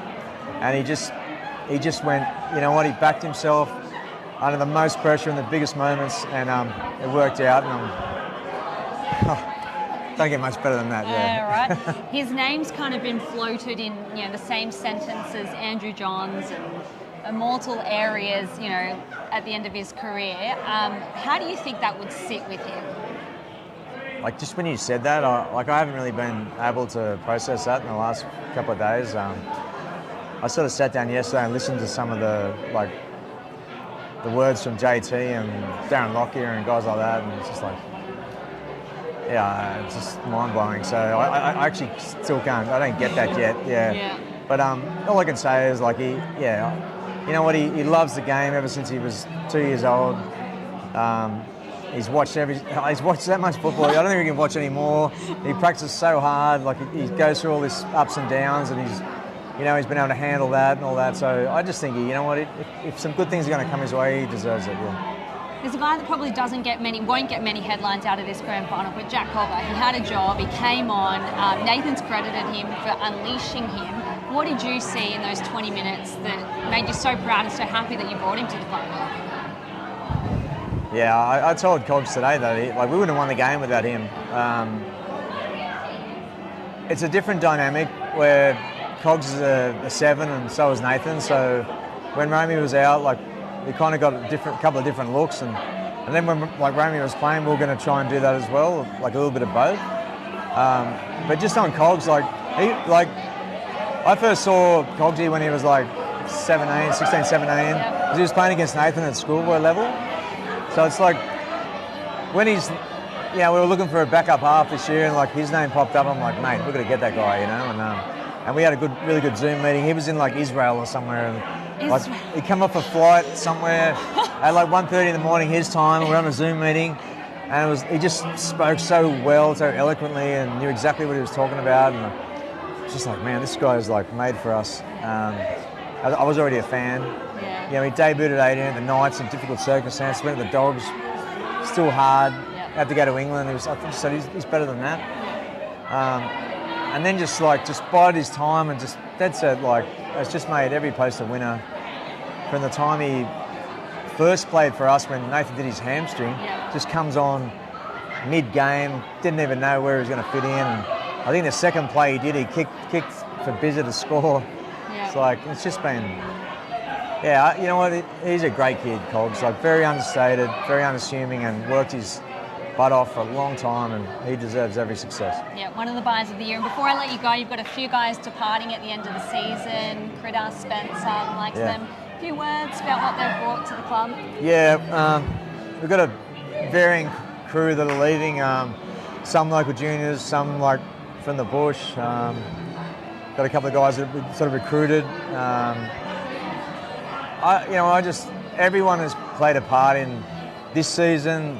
It is we've got to talk a little bit about the three-peat. Yes. So there's all these guys that aren't even here tonight and have moved on. Players, staff, coaches, and I just want to say that they're all part of what we've been able to achieve. I hope anyone who leaves our club, they'll always look back on it fondly. That's sort of all I hope. They'll always be Panthers, and I just want to thank every single one of them for what they've helped us achieve. And unfortunately, in this day and age, there's going to be guys who've got to move on. And we love you all anyway. Yeah. Well, who says they can't come back, right? Yeah. Exactly. Yeah. Well, that's. Well said. Let's work on that. Okay. Yeah, okay. Well, thank you so much for your time, Ivan. I'll let you go and get back in there, have your dinner, enjoy your night, and congratulations again on an absolutely outstanding season. Thanks, Darcy. Appreciate it. Thank you.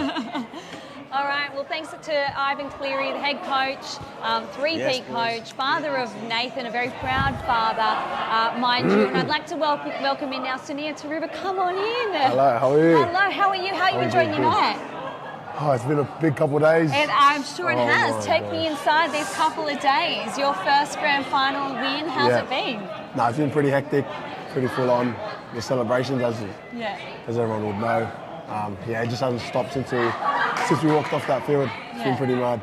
A big congratulations to you, Dally M Rookie of the Year. How does that feel? No, that was pretty mad as well. Even just to be nominated amongst Warbrick and Buller there. Sorry. No, you're all right. And then I was just truly grateful and blessed to receive that award. Like I said earlier, it's just to have my name around those guns this season. It was pretty cool. If someone said to you this time last year that in 12 months' time you're going to be the Dally M Rookie of the Year and a Premiership winner, would you believe them? Nah, no way. I've told people before that I was just thinking about filling in the Origin period this year, to be honest. But then, the injury happened to Taylor, and then, I just thought it was a good opportunity for myself to make the position my own this year. It's a big jump from New South Wales Cup to a full season in NRL. Did you find it challenging? Were there some challenges that arose? Yeah, 100%. Just that week-to-week footy, just going up against like big packs and that. The body was just going through it. And then when Ive gave me that week off at the end of the year, I think that helped me a lot, especially going into the final series. Just got my body right, and not just physically, mentally as well. Just not having to worry about a game or like pressure. But good. Brian Totter has done it all as a winger. Have you taken things from his game and tried to implement to yours, or what's he taught you rather? When I first got told that I was playing this season, he was the one that came up to me and said that like me and him will be kick targets. Like we're not the biggest wingers, so just his mindset is just always like embracing the challenge, and I sort of had to take that like embracing the challenge that teams will kick to me, and just enjoying each week pretty much. And what are your goals for next season?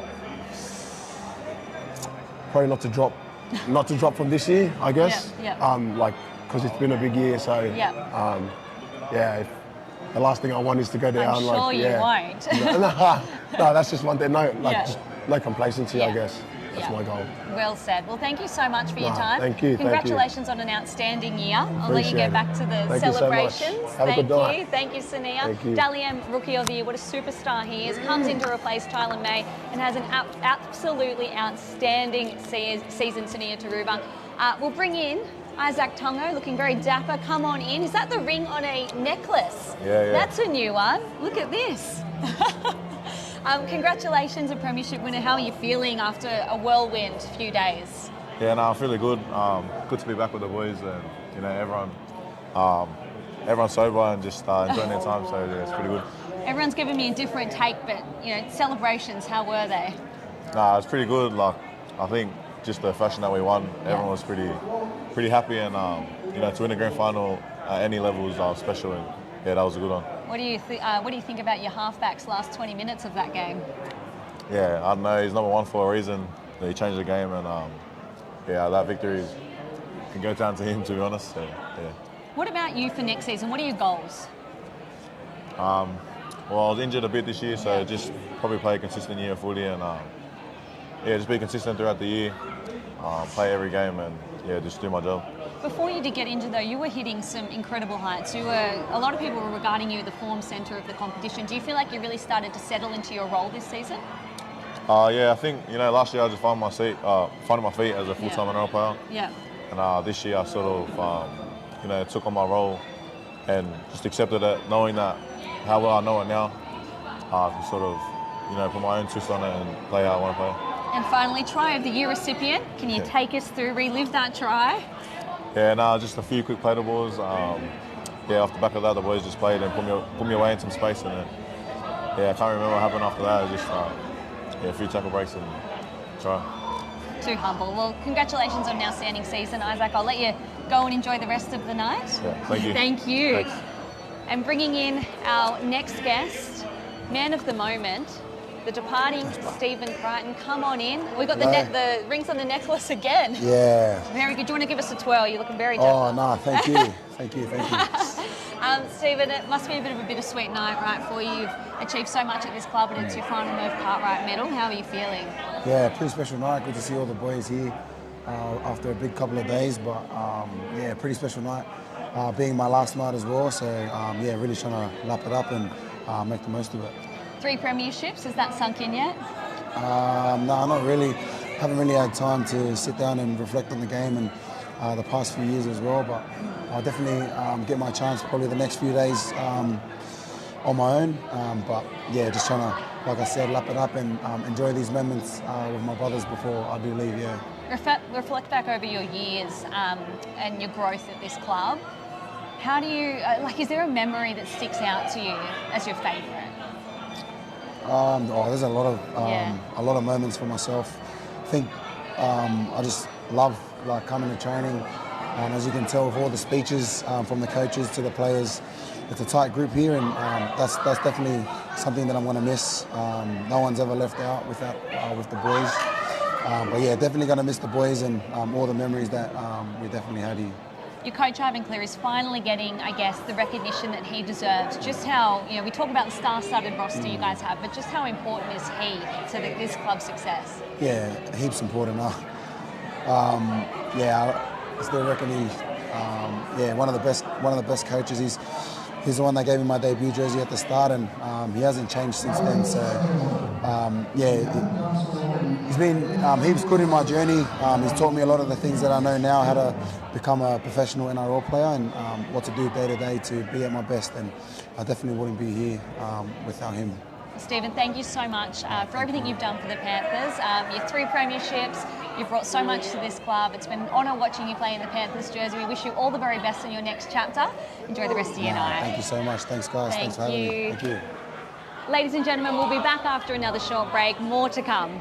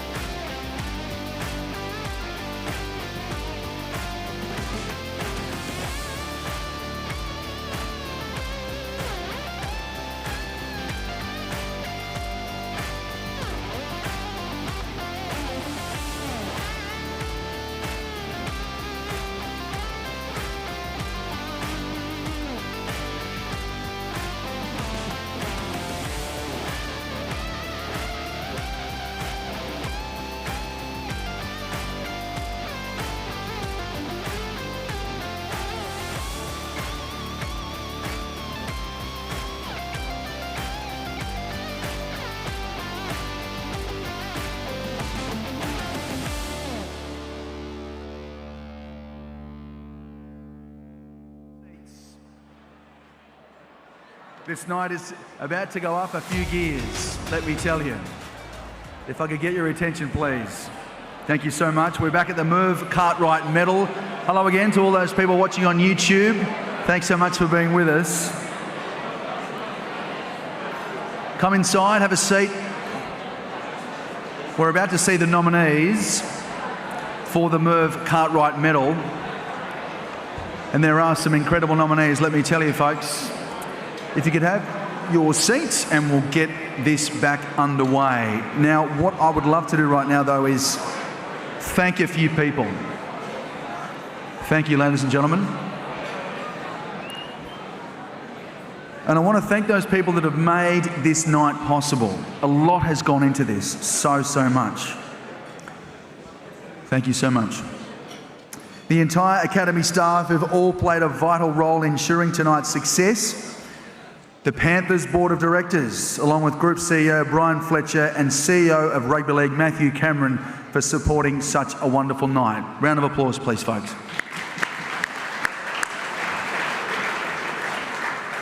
I cannot go without mentioning two very special people who've worked so hard all year to make this happen.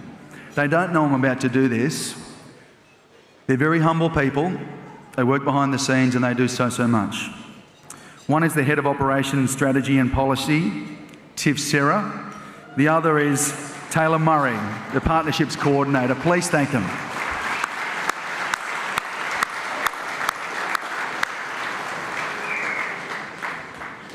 You've really turned it on, guys. Well done. Okay. It's now time to announce the nominees for tonight's Merv Cartwright Medal. While every player contributed to Sunday's memorable victory, we will be talking about that for a long time, folks. We can now announce who the 5 players in contention are. I'll draw your attention to the screens to see the final 5.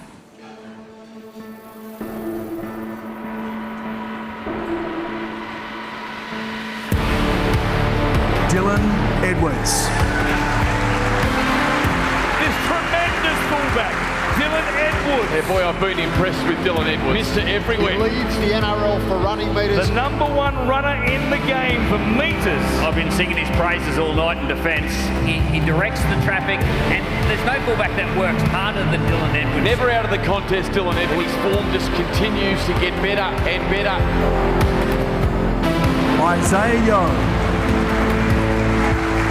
Winning captain Isaiah Yeo, what a player he is. And this man Isaiah Yeo, he is one of the most durable players in the game. Well, he gets through a mountain of work, and also he's very creative. He links up with that #7, Nathan Cleary. He's a big part of this Panthers team. Yeah, fantastic. He's brilliant as always. His ball playing through the middle. And Isaiah Yeo is a big reason they have those premierships.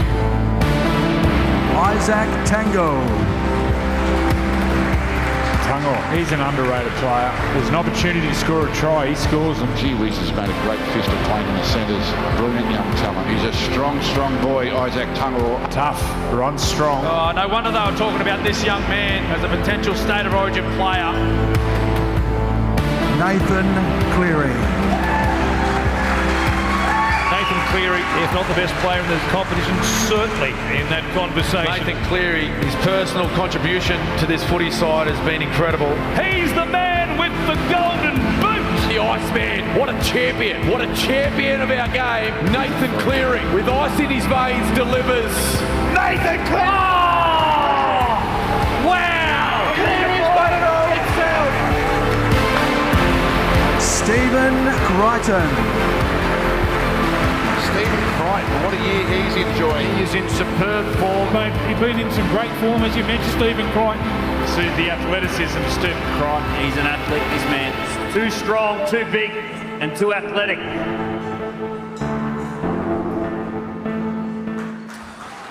Your nominees for the Merv Cartwright Medal. We'll get to that very soon. But our next award, just a bit of a tease, just to remind you. But our next award is about recognising those individuals who go above and beyond. There's plenty at this club and in this community, behind the scenes to help make Panthers the great club it is. to announce the 2023 Club Person of the Year. Please welcome to the stage CEO of Rugby League, Matthew Cameron.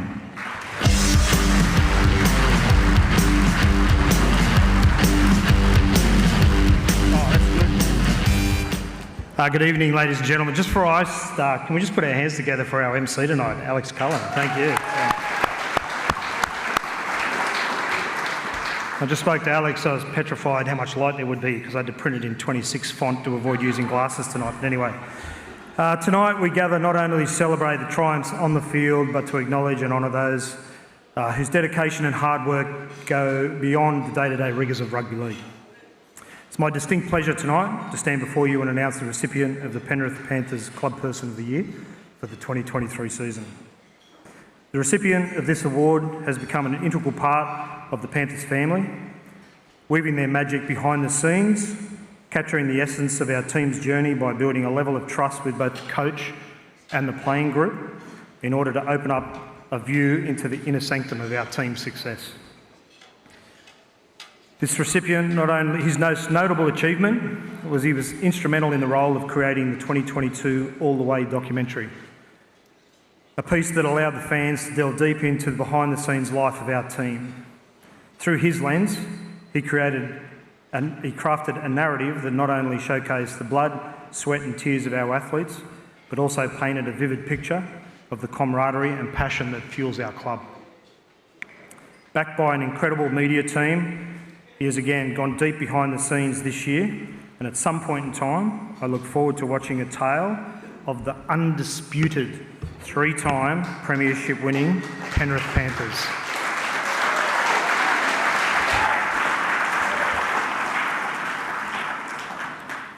There's two envelopes up here, I better make sure I open the right one.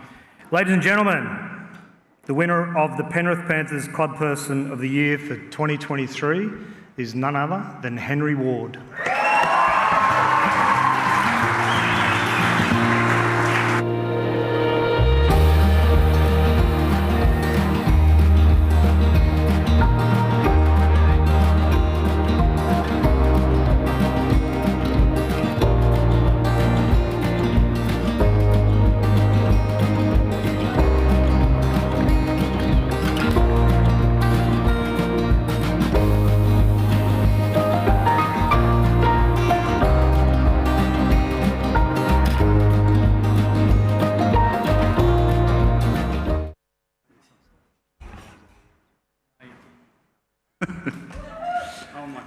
Here he is.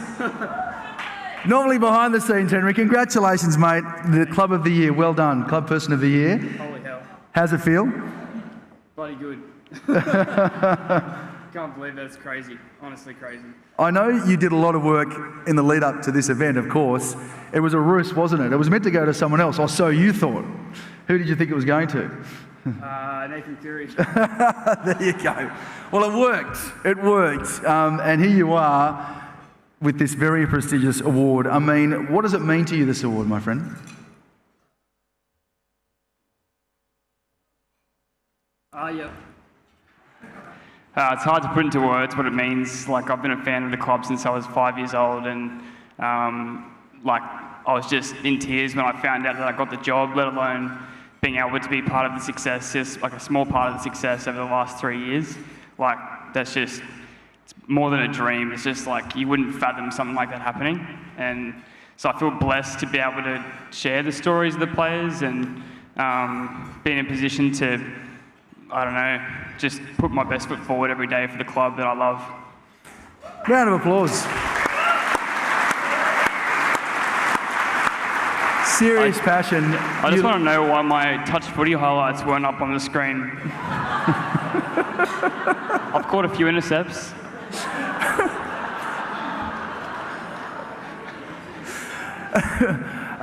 Those documentaries, Henry, they were nothing short of amazing. How much work went into that? And tell us what it's like to see that and see people enjoy that incredible documentary.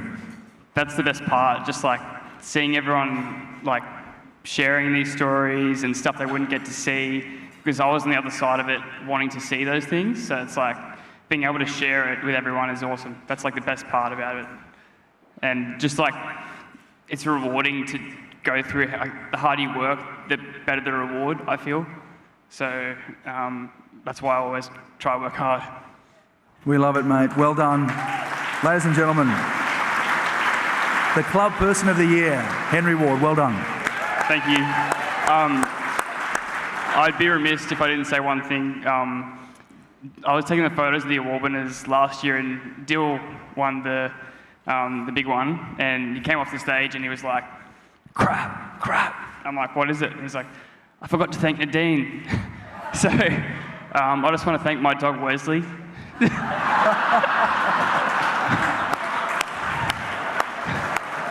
And my mum and Chantel as well. Thank you guys. You guys supported me through everything, and I wouldn't be here without you guys.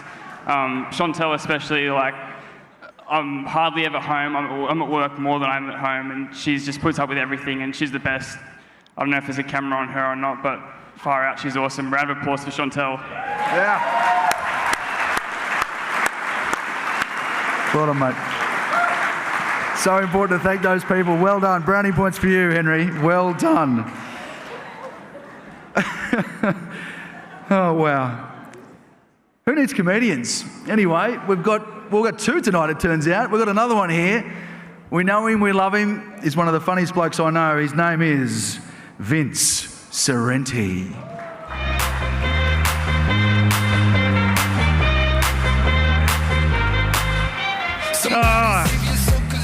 Sounds like Henry loves his dog more than Jason Taumalolo, ladies and gentlemen. How you doing, folks? Great to see you. Here is my favourite player, Moses Leota, in the room. Where is he? Where's Moses? I saw him buying a tow bar the other day. The guy said, you want me to wrap it up? He said, nah, I'll eat it here. How you doing, folks? Let me hear you say, hey! Ho! Whip! I feel sorry for Brisbane. No bloody way. Up yours, Queensland. Oh, they've had it all their way. They won the Origin series. They treated us like shit during the pandemic. Queensland hospitals are for Queenslanders. Borders closed. Well, get stuffed. We got the premiership. Yeah. Anastasia Palaszczuk. She was a pain. Is that a name or a Disney movie, by the way? She was a pain in the backside. She picked a fight with everyone. Even picked a fight with Brad Fittler, our Origin coach. I'll admit, Brad might not be the smartest bloke in New South Wales, but he would be in Queensland, ladies and gentlemen. How you doing, folks, players, fans, corporate types, former friends of Alan Joyce's, all of us? Great to see you here at this momentous occasion. It's my first trip out here. Geez, they can't call this the Golden West anymore. This is the real Sydney. All that stuff east of here, that's just crap. This is the real. What about this? The Pullman Hotel.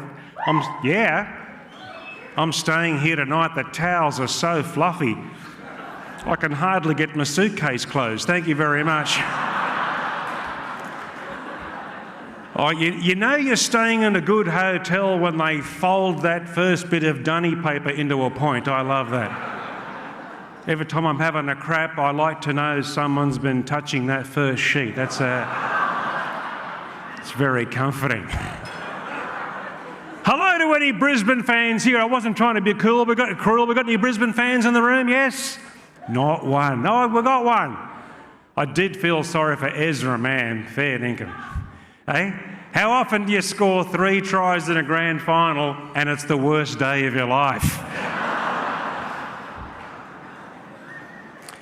Oh dear, oh dear. Yeah, it was a wonderful victory, folks. 3 in a row. Come on, 3 in a row. Has not been done since the Eels in 1983. Yes, your sons. The Eels, 1983. 40 years ago, ladies and gentlemen. I had to look it up. Guess what the average Sydney house price was in 1983? You won't believe it.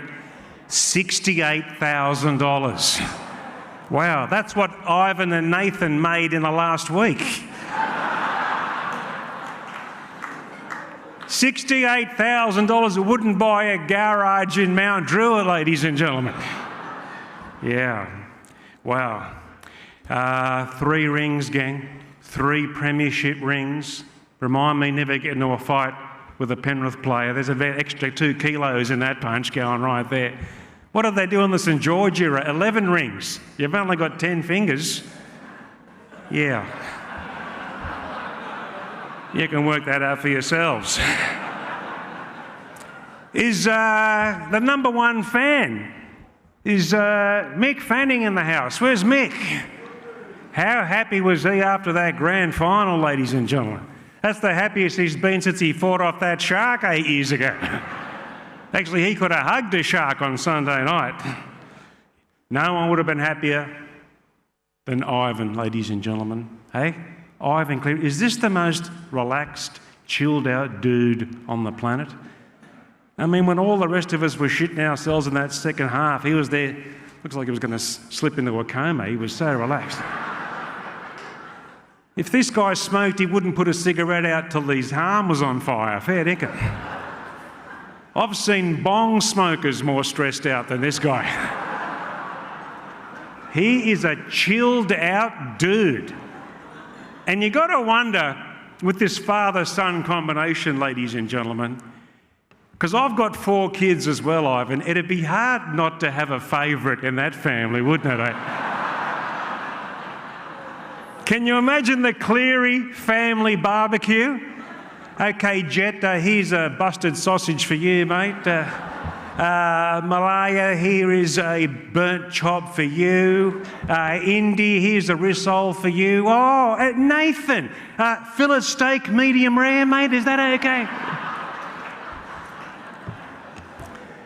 It would be very hard. I'm sure he loves them all, ladies and gentlemen. I think the father-son combo is a wonderful thing. It'll never happen in my family. The only thing I've got in common with one of my boys is laziness. My boy is so lazy. If there was laziness at the Olympics, he would finish 4th, so he wouldn't have to climb up the bloody podium. And I've got 3 teenage boys. They're pretty thick too, mate. During the pandemic, my God, during the homeschooling, that really showed how smart they were. One of my boys can't figure out why his sister's got 3 brothers, but he's only got 2.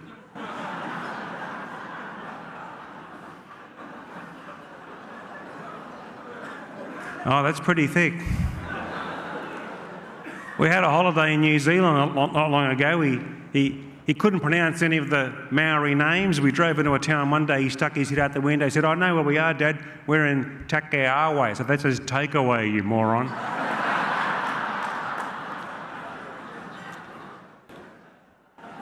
Yeah, they're not sporting types, my boys. They're into the games. They love the game. They're gamers. Oh, one of my boys hasn't been outside since 2017.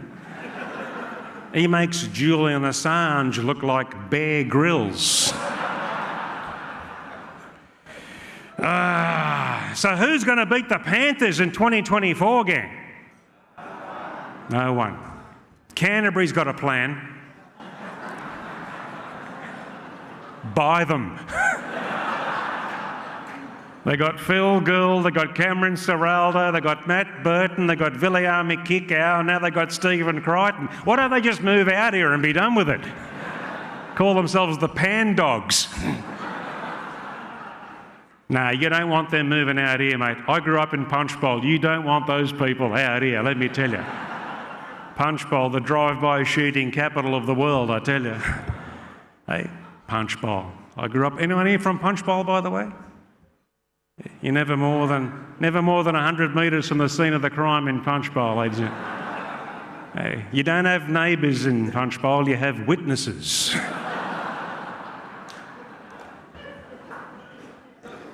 The Pan Dogs. He had a great season too, Viliami Kikau. That's what you're looking forward to next year, Stephen Crichton. That was... I'm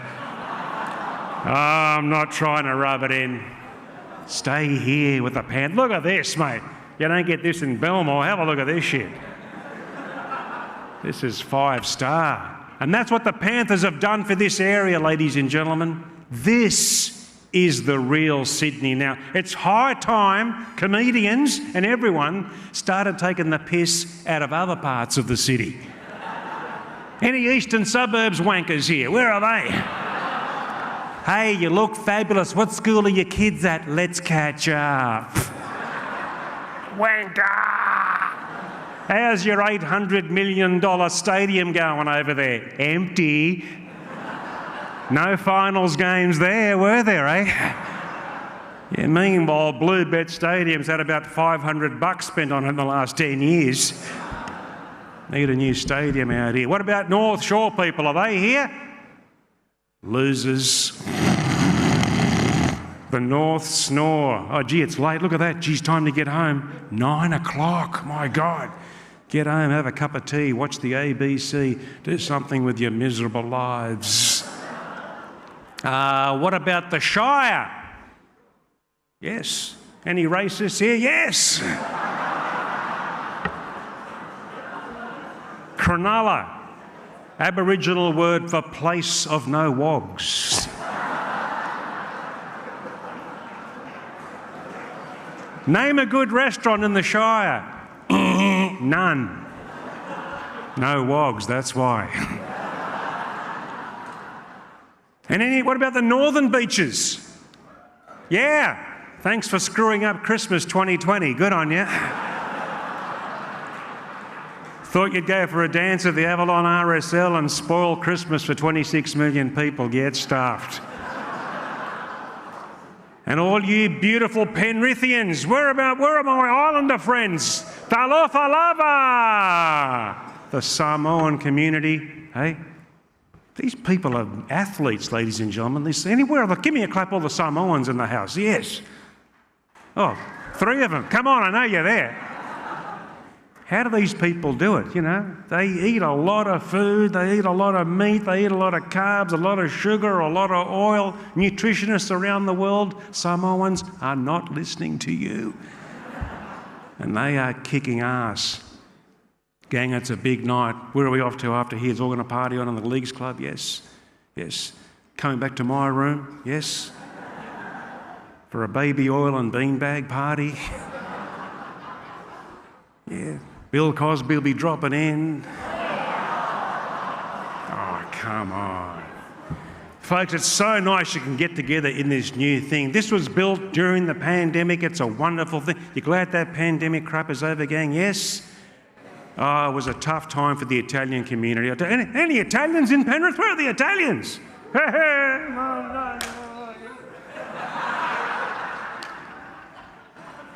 Oh, we did it tough in the pandemic. I got a phone call from my uncle Gino. He called me from a bottle shop in Burwood. He said, Vince, you couldn't believe. I'm trying to buy my favourite whiskey at the bottle shop, and the bloke, she said to me that during the pandemic, they're not accepting cash. I got very angry. I said, you listen to me, you Aussie bastard. I work bloody hard in this country to hide the money from the government. And you tell me I can't spend the cash? I said, I'm sorry, sir. Somebody with the coronavirus could be touching that money. I said, bullshit. That money been buried in a box in my backyard for 35 years. The last person to touch that money, he died of old age. Not coronavirus. So anyway, Gino gets the virus. So anyone who's been to the Burwood Thai erotic massage needs to self-isolate. I went and visited Gino at the Corona ward at St Vincent's. I walked in, he saw me, goes, Vince! I walked over to him and I said, Gino, how you feeling? He said, Vince, tell me something. Are my testicles black? I said, what are you talking about, Gino? He said, are my testicles black? I said, mate, you're in a Corona ward. He said, yeah, I know where I am. Are my testicles black? I said, how the hell would I know? He said, well, while you're here, have a look. I said, you can't be serious. He said, yeah, of course I'm serious. Have a look. So I go to lift up his blanket. He smacks my hand, pulls off his face mask. Are my test results back?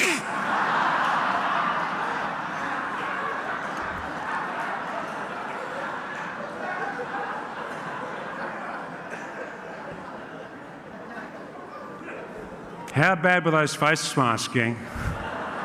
I had no idea my breath was that bad. Fair dinkum.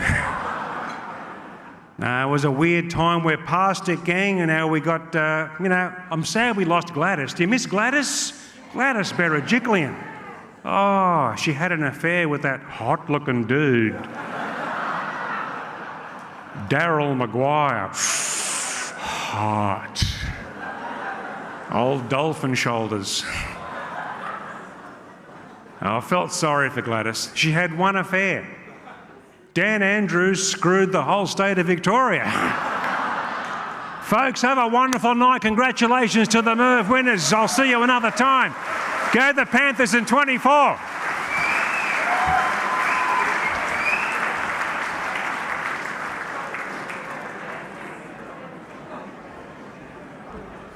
There he is, Vince Sereni. Give him a round of applause, guys. Wow. Are my testicles black? Oh, wow. Thank you, Vince. Righto, let's get to the Members Player of the Year award. This is very special because it's voted by the 2023 Panthers members. Tonight, I welcome to the stage a very, very special Penrith Panther. Scored a couple of tries in his last game for the Panthers. The first premiership with the Penrith Panthers too. You know him, you love him. Roy Simmons to present the award on behalf of the members.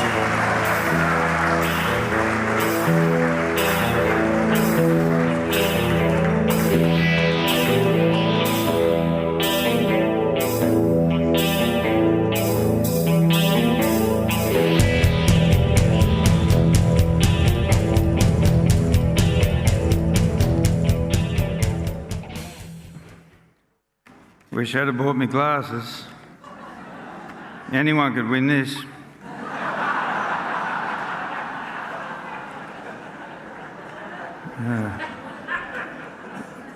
The Members Player of the Year.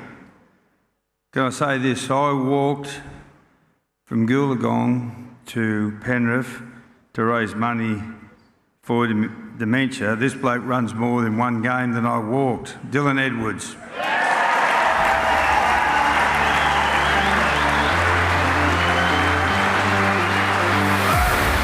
Won the Clive Churchill medal last year, Dylan Edwards, and he has solidified his status as an absolute superstar this year. One of the most consistent fullbacks in the game. Hampton's flying, and so too Dylan Edwards. Cleary for Edwards.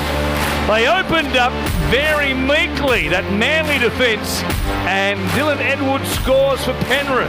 And there's Dylan Edwards just bouncing, swerving and pinballing his way towards just another try here tonight. He'll be there all night. Dylan Edwards, he's not going anywhere. All he can do is score tries. Dylan Edwards, another notch in the belt. First time in his career he has scored a double-figure tally of tries in a season. To the middle, Edwards sees some space. He beats Ponga. This tremendous fullback, Dylan Edwards.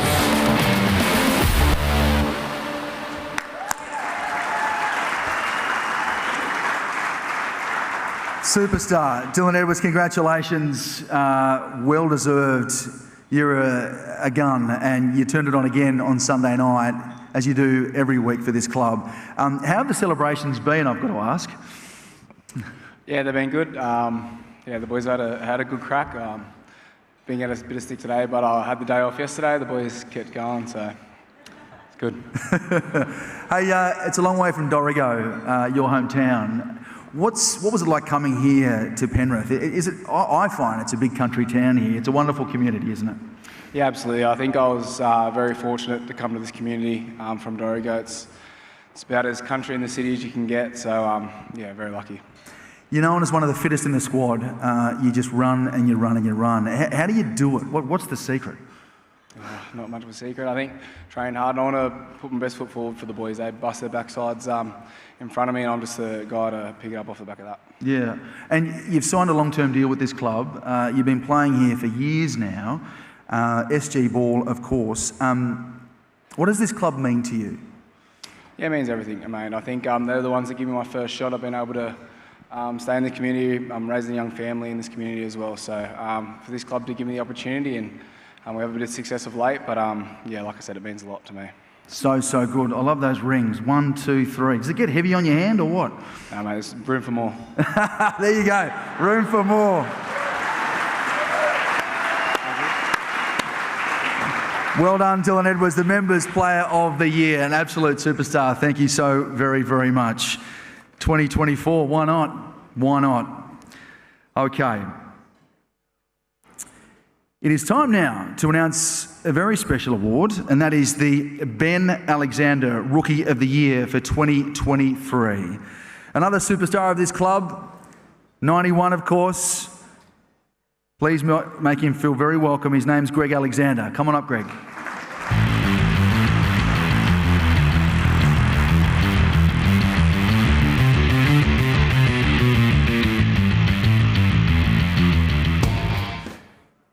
Thank you, Alex.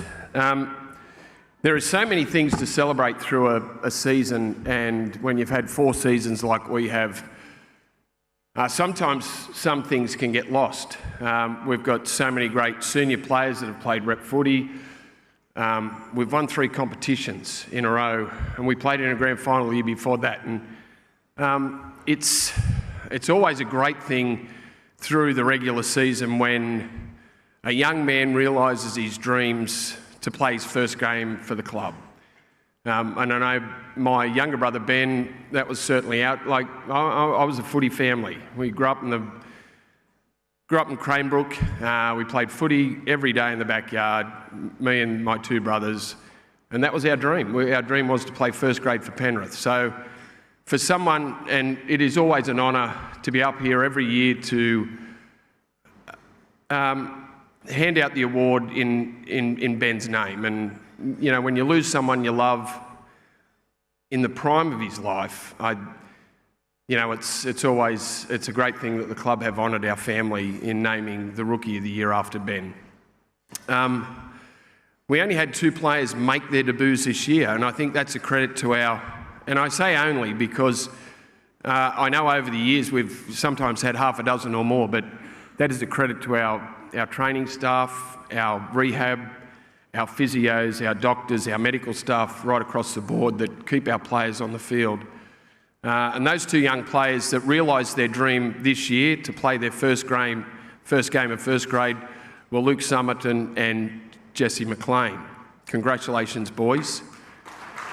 But the Rookie of the Year is something that we tend to go, we look at the Dally M's and how they do it, and then so we take into account players that have played 4 games or less the previous year. And this year's award is a no-brainer, but I do have to mention Zach Hosking, who made his debut for Brisbane last year. He played 4 games, he came to the club as a middle-aged player, like a 25-year-old. And Zach wasn't young, but watching him play for Brisbane last year, I knew when Matt Cameron signed him that he was going to be a terrific signing for us, and that's certainly what he was. He played 4 games for the Broncos, but played 21 for us this year and played a very important part in what our team did this year. So congratulations, Zach. But the Rookie of the Year, the Ben Alexander Rookie of the Year, is a no-brainer. He won the Dally M Rookie of the Year. So before I say his name, I'll just run through a few stats. And stats only tell part of the story, but top 5 run meters out of every player in the game, scored 12 tries, 13 line breaks, 118 tackle busts. But that is only part of the story, because every game he played, and I've watched him since he played Harold Matthews. I watched the full season of Harold Matthews, and I said, what's that young boy's name? And he said, Tito. And I go, okay, well, Tito's turned into a great player. Sania Taruva is the Ben Alexander Rookie of the Year, but the stats only mean something because he played with heart, courage, and personality that he brought to the team meant a whole lot. And that's probably more important than the numbers, Tito. Congratulations on the award.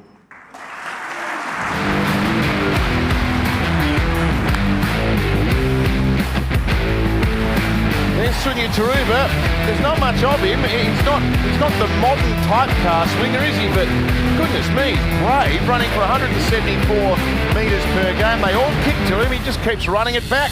Sunya Taruva on the back of some sumptuous skill into Luai, and then Peachy and Taruva. Slick work.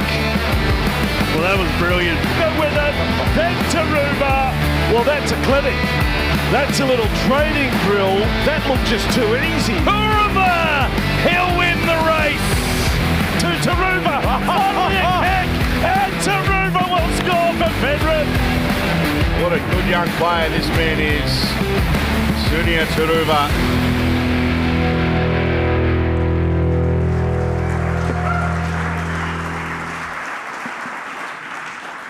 Sunya Taruva, ladies and gentlemen, the Ben Alexander Rookie of the Year. Wow. Unbelievable, mate. What a year it's been. You're 21 years old, a breakout year. How would you describe season 2023? It's been pretty hectic, pretty full on this year. I've touched on how I was just telling me to fill in the first 2 rounds, but yeah, to get a full season under my belt, yeah, very grateful and blessed. It's so good. I'm loving the outfit. Very nice. Yeah, word. Look, 26 games, the grand final. You've been through a lot in your young years, Sunya. You know, I know you lost your mum a little while ago. But what does that mean? What does this award, what does this grand final mean to your family? No, yeah, obviously it means a lot. Like you touched on, I think I would have loved for Mum to be here, like witness what's happened the last 2 years. But faith and family is a massive thing for myself. So yeah, this award is not just for myself, it's a lot of people at home as well. Your mum would be so proud. Round of applause. Thank you. Sunya Taruva, the Ben Alexander Rookie of the Year. Richly deserved. Okay. In 2023, the Panthers had 6 players selected for representative teams. It's no surprise, really, is it? And as I call your name, can I ask the players who earned representative honours to please stand up? Brian To'o.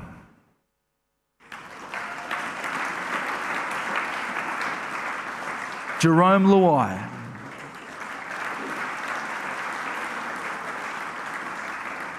Nathan Cleary. Isaiah Yeo. Liam Martin. And Stephen Crichton. Please give them a rousing round of applause.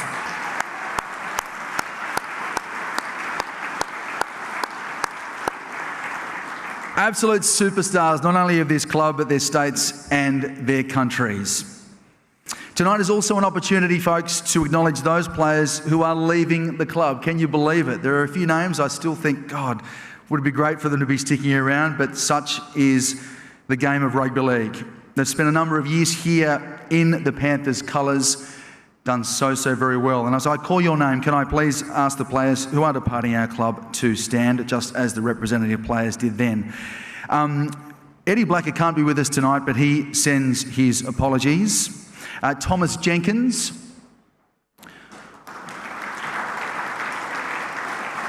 Kurt Falls.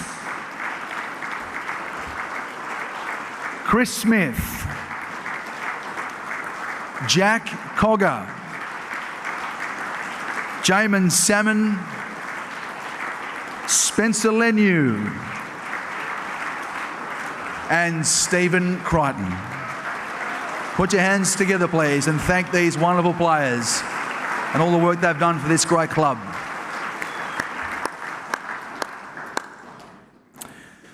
And wish you all the very best for your big futures ahead. We wish you were staying, but anyway, hey, please again draw your attention to the screens as we acknowledge the players moving on from the Panthers, and we thank them for their service.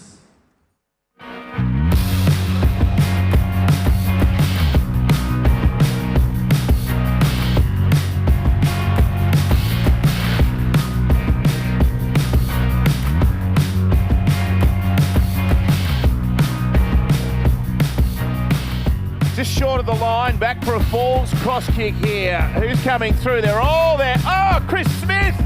Chris Smith with the catch and put down. Yeah, nice kick there from Kurt Falls, his second kick of the night, and Chris Smith chases the ball. He's a player of tremendous skill. You make your own luck, and well done to Chris Smith. And you can see the emotion around Kurt Falls, who has got himself an NRL cap with his local club. Gets away there from Luke. Blacker is chasing. He's going to reel him in as well. And forces the mistake. What a chase by big Eddie Blacker. Brilliant. Passes, and it's a good one to Blacker. He's over. Eddie Blacker. He'll love this one. It's the Panthers Cubs, and here they are. Here's one of them, Tom Jenkins. He's a try scorer, Tom Jenkins. 38 tries in 44 games at New South Wales Cup level. It's on the bounce. Crichton kicks. Here comes Jenkins. Right. Penrith can do it either side. Luai, first receiver. Cogger kicking for To'o against the compressed defensive line. To'o got them. Comes down from the dummy half to Cogger. But he's got time. He got it. He's got it. Was outstanding, and he gets around Cogger, a beautiful pass. Puts him over in the corner. Salmon's after it. They're all after it. Salmon's going to get there first. Yeah, really nice moment for Jamin Salmon. I think he's been tremendous off the interchange bench for the Panthers. A reward for persistence. He's come through as a Cronulla junior, and he was at Parramatta for a period, and he got his opportunity out at the foot of the mountain. Salmon in support, and he goes over for the try under the post. Jamin Salmon scores straight from a scrum. And all eyes are on the new boys. Stephen Crichton handed a debut in the back line, and Spencer Leniu, a tearaway 18-year-old front rower, will come off the bench for the Panthers. Mansour, what a kick, what a bounce, what a try! There is something magic about this kid. Special plays happen around him. Crichton, he's a special player. There's now offload comes in. Spencer Leniu has got it. Oh no. And Spencer Leniu gets his first try in the NRL. Set on the left-hand side, they crash straight through though. Spencer Leniu off the top turnbuckle. Leniu, we've spoken about the carnage he caused either side of half-time. Oh, he's a powerhouse. Leniu! He says, give it to me! I can score. Spencer says, let's just kick the front door in. Momorovsky chips over the top. No way! That is one of the great rugby league tries. He'll score in excess of 100 in his career, I got no doubt. He will, and it's no coincidence. He just puts himself in the right position. But he's driven back here in a good kick chase by Stephen Crichton. Bundled over the touchline. A great scramble, great defence. But he's going to get over. Oh, he dropped it. Too long to go. I'd certainly want to be kicking it to the corners. Oh, no! Shot for Crichton. Crichton, he's away. Is he away with the premiership? Doesn't he like the big game occasion, Stephen Crichton? Too strong, too big, and too athletic. Penrith have done it. They make it 3, and the debate is settled. This is the greatest team of the modern era. A 5th premiership for the Penrith club.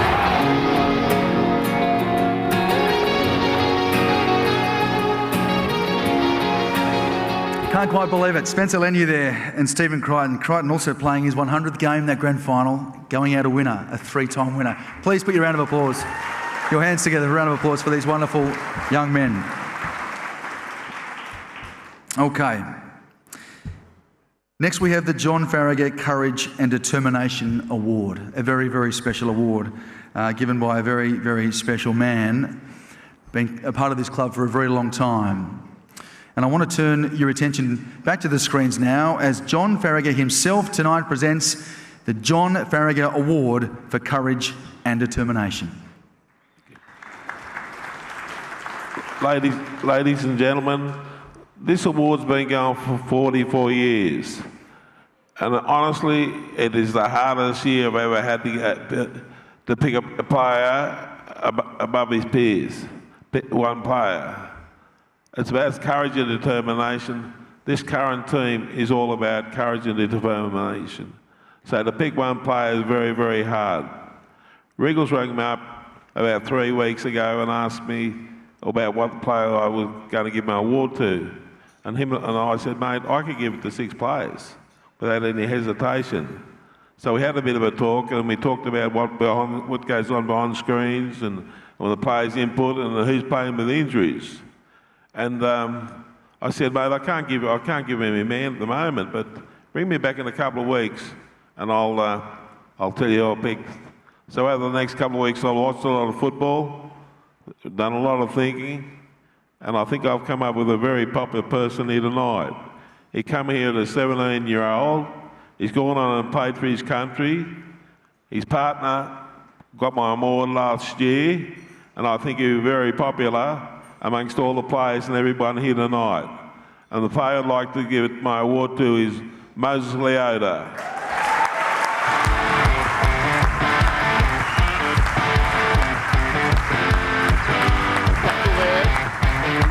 Touchdown! And they've been able to recover here at the Panthers. Going to the line, throwing Davies, Moses Leota is a nil score. They bring it out here. The odds are running in Jackson's board. The odds won that one. The middle of the test and now an off-load. Arthur beats him like for Moses Leota. Back comes Moses Leota and watch him being fired out of the throw, and he gets back to the 20. This is just an incredible machine. Bobby Cleary does. Cleary gets through. Where's the support? Back on the inside.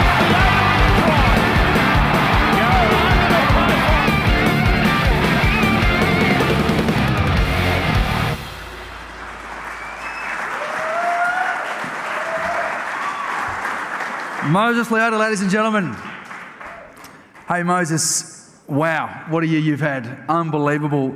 That try, that inside ball from Nat will go down in rugby league folklore. Just talk us through the lead up to that. You were fast.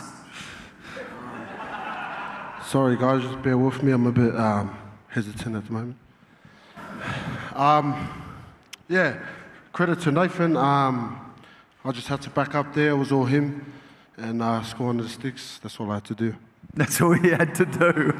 It was unbelievable, mate. It sparked that comeback. What does it mean to win this award? I mean, courage and determination. That's you to a T. Thanks, bro. I think any one of the boys could have got it. Romy especially, while he went through in the finals and coming back early to play with us. So credit to him. Yeah. You and James Fisher-Harris, you really lead this team. What's it mean for you two, coming from New Zealand, coming here to the Panthers? Just talk us through how much you love this club and what it means to you. The club means a lot. When I was a brickies labourer and I used to wash cars for a living, they gave me a job at Volvo. Credit to John Dunn and the Volvo boys. And then for them to give me a crack at first grade, and I'm here now. I'm just really grateful and blessed to be here. A round of applause, folks. Thank you.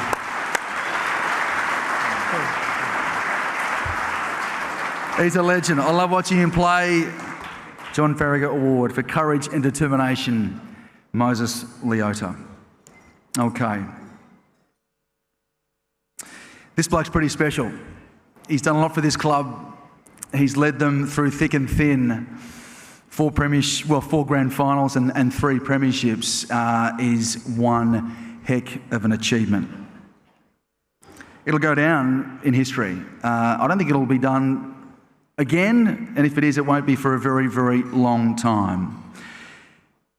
Ladies and gentlemen, would you please welcome, I'm going to call you Sir Ivan Cleary.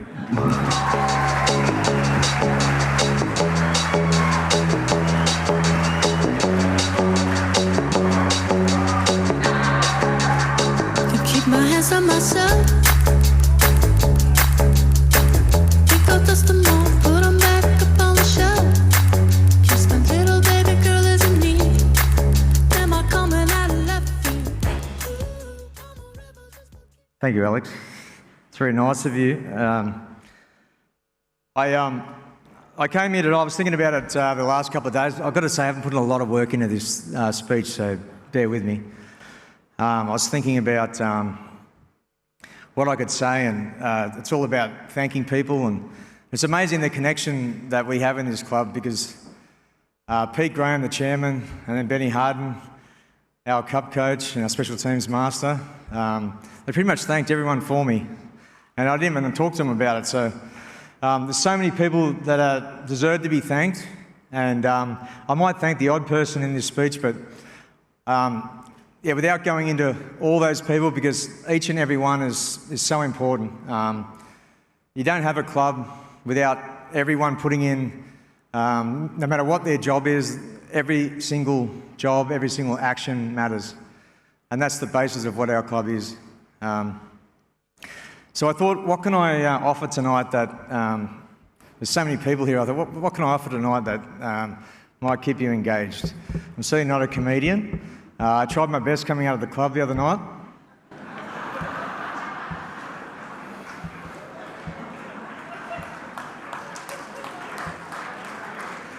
Thanks. So I'm at my best when I'm slightly inebriated, so look out. It could be a good one tonight. Maybe. I'll do my best. I thought the best thing I can probably do is, I know it's we're celebrating, obviously, the 2023 Premiership, and any Premiership is worth celebrating. It is so hard to make a grand final, even harder to win one. But I thought there's a little bit more to it than that tonight. It's a three-peat, 3 in a row. It's history. Undisputed. Shout out to Demis Wong, by the way, our analyst. This guy, Mr. Behind the Scenes, he came up with the idea with the belt. You would have all seen the belt. And he made sure that I mentioned him tonight, so good on you, Demis. Awesome. Nice, brother. Actually, just on the subject, before I forget, I just want to thank my beautiful wife, Beck. Thanks, Dill. And Henry. Not only does Beck, she supported me throughout my whole life, she's provided the very best fillet steak for Nathan his whole life. And this is why he continues to deliver on the big stage. So, well done, Becky. Thank you. Love you, baby. All right. Okay.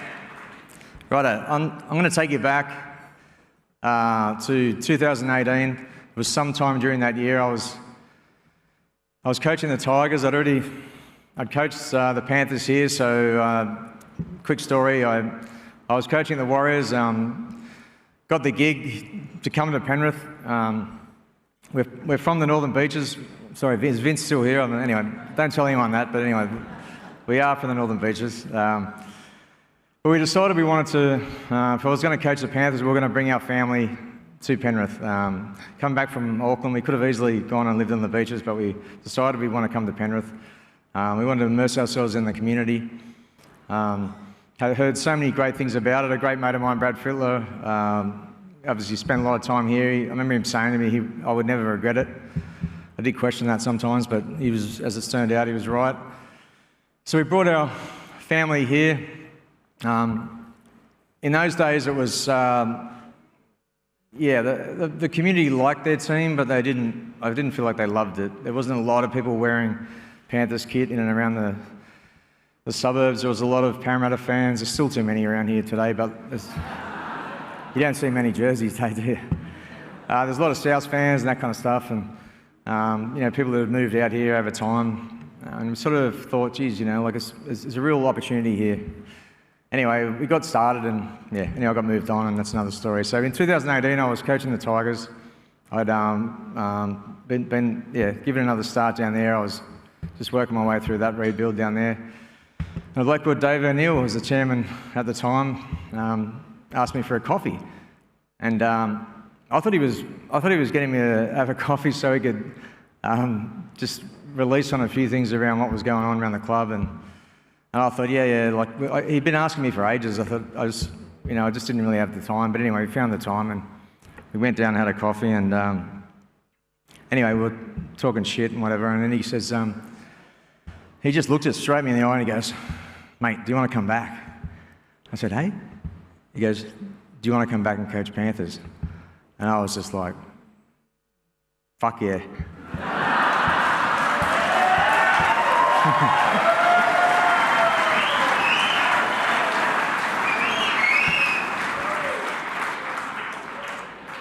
Yeah, I went home and told Beck, and she said, "What? What are you doing?" Like, yeah, it was. That started a series of events that ended up leading me back to the club in 2019. There was so much potential in the club. They'd made the finals 3 years in a row. They had lots of success in the lower grades and through the 20s, and so many good kids playing there. Guys like Yowie and Nat and Dill. I think Romy had debuted, Fish and Moss, and so there's a real good, core of the team. So I took the job on in 2019. I found out early on that it wasn't quite the team that I thought it was. Basically, we were dysfunctional. Without going into the details of why that was, we were so much talent, but it just wasn't connected. And so anyway, we went on this course of trying to create a winning culture. There's so many people that I could mention to thank, but as I said earlier, every single person that's been involved in this deserves to be thanked. But what we need to do is we need to bring the next crop of kids that we had through the team. We had to move some players on. It wasn't necessarily their fault. It's nothing personal, but they just didn't probably understand what we needed. And to become a functional team, we had to change some stuff. We went on a big army camp at the end of 2019 up in Queensland. That was crucial in terms of developing a hard work culture. These guys just ate it up. It was just phenomenal. It wasn't just hard work, it was teamwork, it was resilience, and they were just unbelievable how that worked out. Late in that 2019 season where we were having a bit of trouble, we debuted a few guys, guys like Marto. We debuted Spencer and Critter in the same day.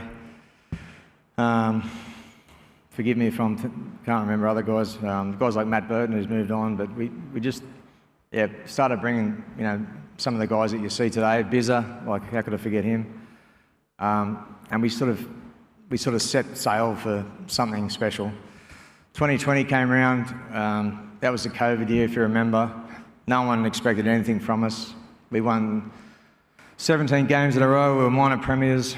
We were young. We were fit.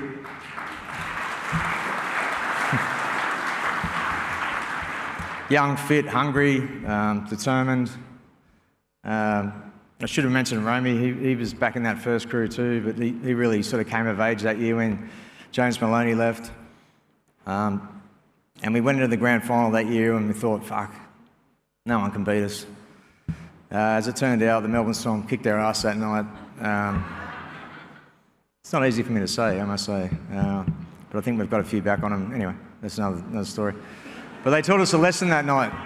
They taught us a lesson in what it takes to win big games, We'd won all these regular season games and we'd won our finals games, but it wasn't by much. We'd just scraped through the Roosters and won a tough one against the Rabbitohs in the prelim, and we faced the Storm and they just, In the end that night we ran out of time. We were coming back, but it was such a hard lesson to learn, but we learnt it.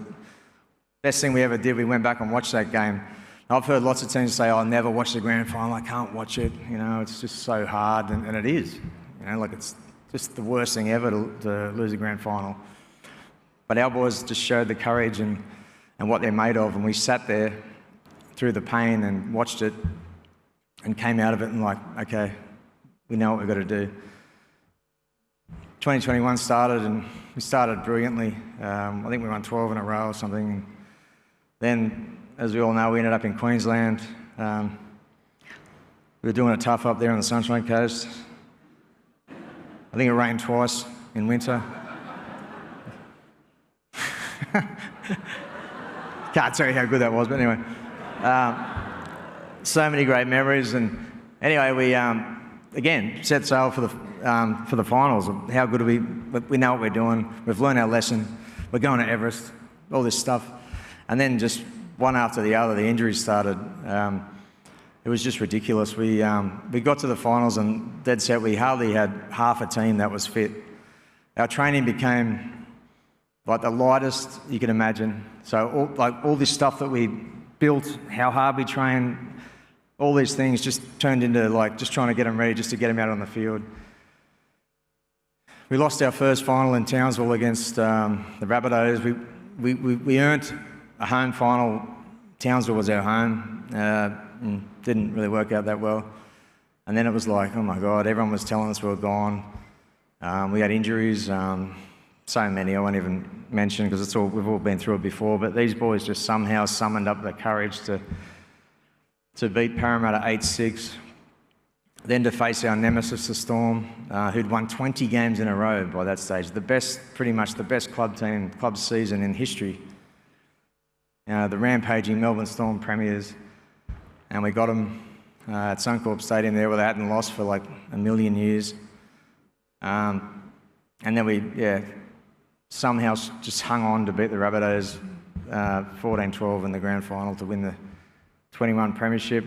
You would think that was probably going to be enough after all this time and, struggling to win and losing the 20 grand final and, that's it. Do you think they were done? No, they weren't. Came back even more hungry in 22. Had a great season there. Started feeling although we lost Birdo in 21, Kirk Capewell, guys like that, Tyrone May, we still had a good team. Straight away, we knew we were going to lose Appy and Kicks, and it's like, wow, like all this work and pathways and all this stuff, and so many people have done so good for. We're finally winning, and people are taking it away from us. So let's just keep going. We had another amazing season. We worked out how to win in Origin because all of a sudden we've got all these Origin players that we'd never had before. One of the proudest things that I think this club should stand for is that we've never bought an Origin player. Like every single Origin player that we have has grown up through this club. I think that's a hats off to everyone involved.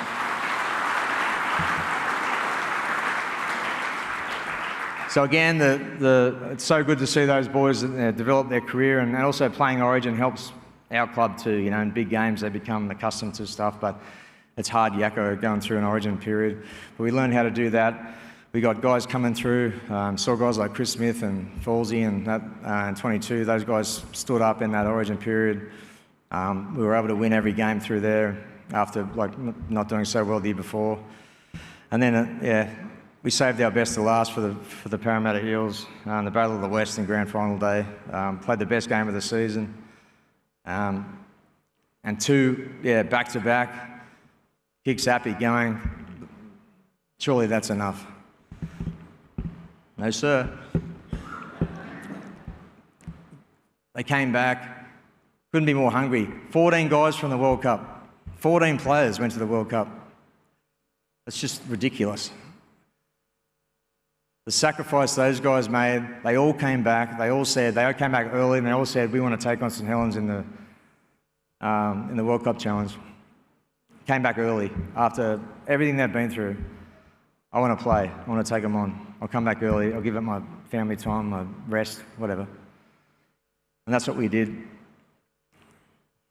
And we lost. We lost. Why is it funny? There's nothing funny about losing. Don't like losing here.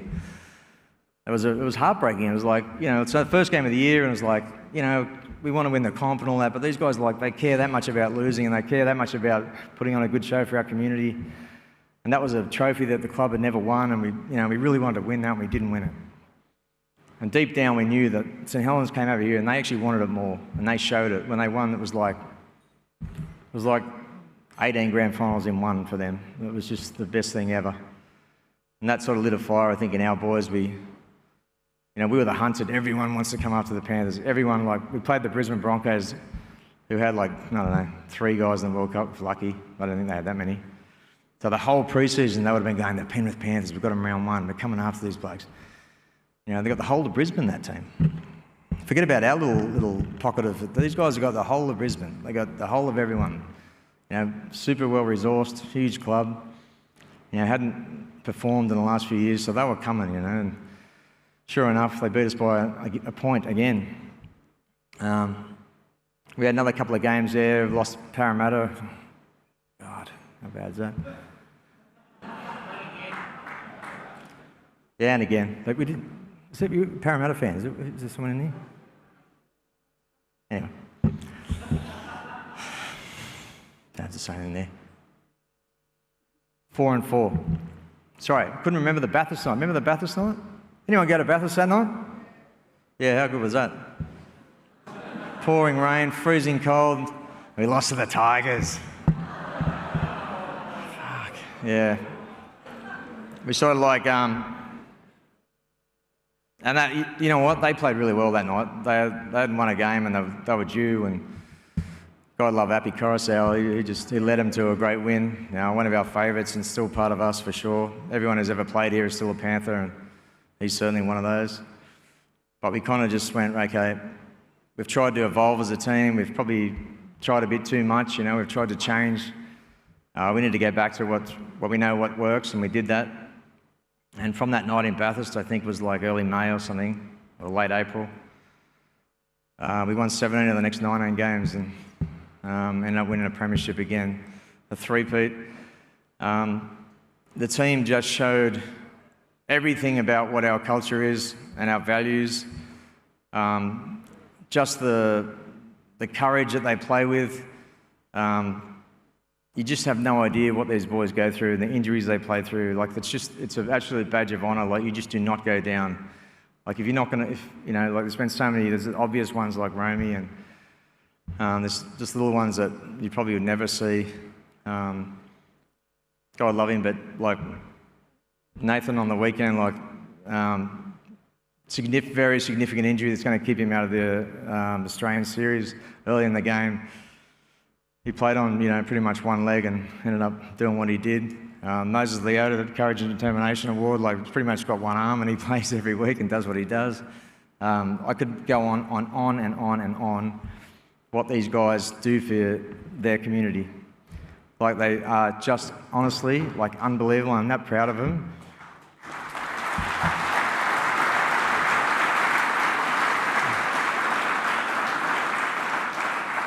I get a bit emotional talking about it because I just, like having sort of,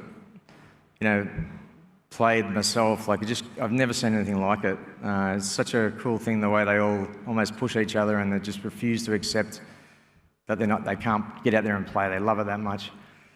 The way the game went on the weekend, we all saw it. What you didn't see was the hours and hours and hours of practice, not just physical practice about how they play, but mental practice, mental rehearsal. When they're down, understanding that you're going to have doubts during games or you're under the pump or whatever, and they just practice and work their way through that. And when we were down 26-8, let's face it, me included, yeah, the feeling is like, oh shit.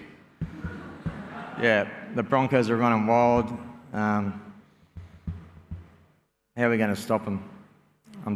You know what? Our boys I'm sure they were thinking the same thing. They're only human. They would have been thinking, how are we going to stop these blokes? But they did stop them. They turned the momentum. They stuck to the process. I've never seen a team have to come back from that big a deficit and yet did not step 1 foot out of the way we play. There was no random chip and chases or offloads out their ass or anything like that. They just stuck to our process. Yes, they accelerated and went after the game and they backed themselves, but they did not for 1 second change the way that we play. They backed our system, they trusted themselves, they trusted each other, they played as a team and played with absolute courage. And you should be proud of these guys.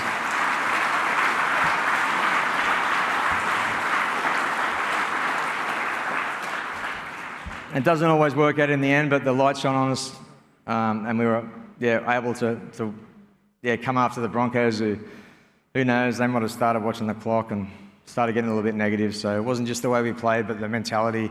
It it's just so fitting that we got this historical event, won the third premiership just in the way we did it, because I just thought it summed up everything that what our club is. So, the main guys I want to celebrate tonight, boys, I love the staff, I love all our people, but those players are fucking awesome, and I just want everyone to celebrate them.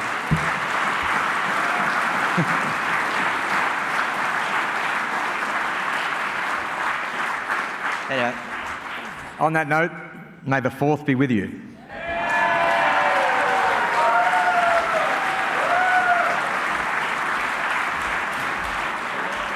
Legend. Ivan Cleary, Sir Ivan Cleary. Wow. And I want to thank you too, Ivan, and what you've done for us, the media too. You're always so generous with your time. And also, I remember a sponsors night at the start of the year. Ivan came and addressed the sponsors and members there in the Chairman's Lounge and just answered all the questions, spoke to the fans, spoke to the members, spoke to the sponsors. And not every club does that, ladies and gentlemen. You are very, very lucky to have this man and have this team. So a round of applause again for Ivan Cleary. Ladies and gentlemen, we'll have a short break now, have some dessert, a few more drinks perhaps. We'll be back very shortly with the main event, the 2023 Merv Cartwright Medal. See you soon.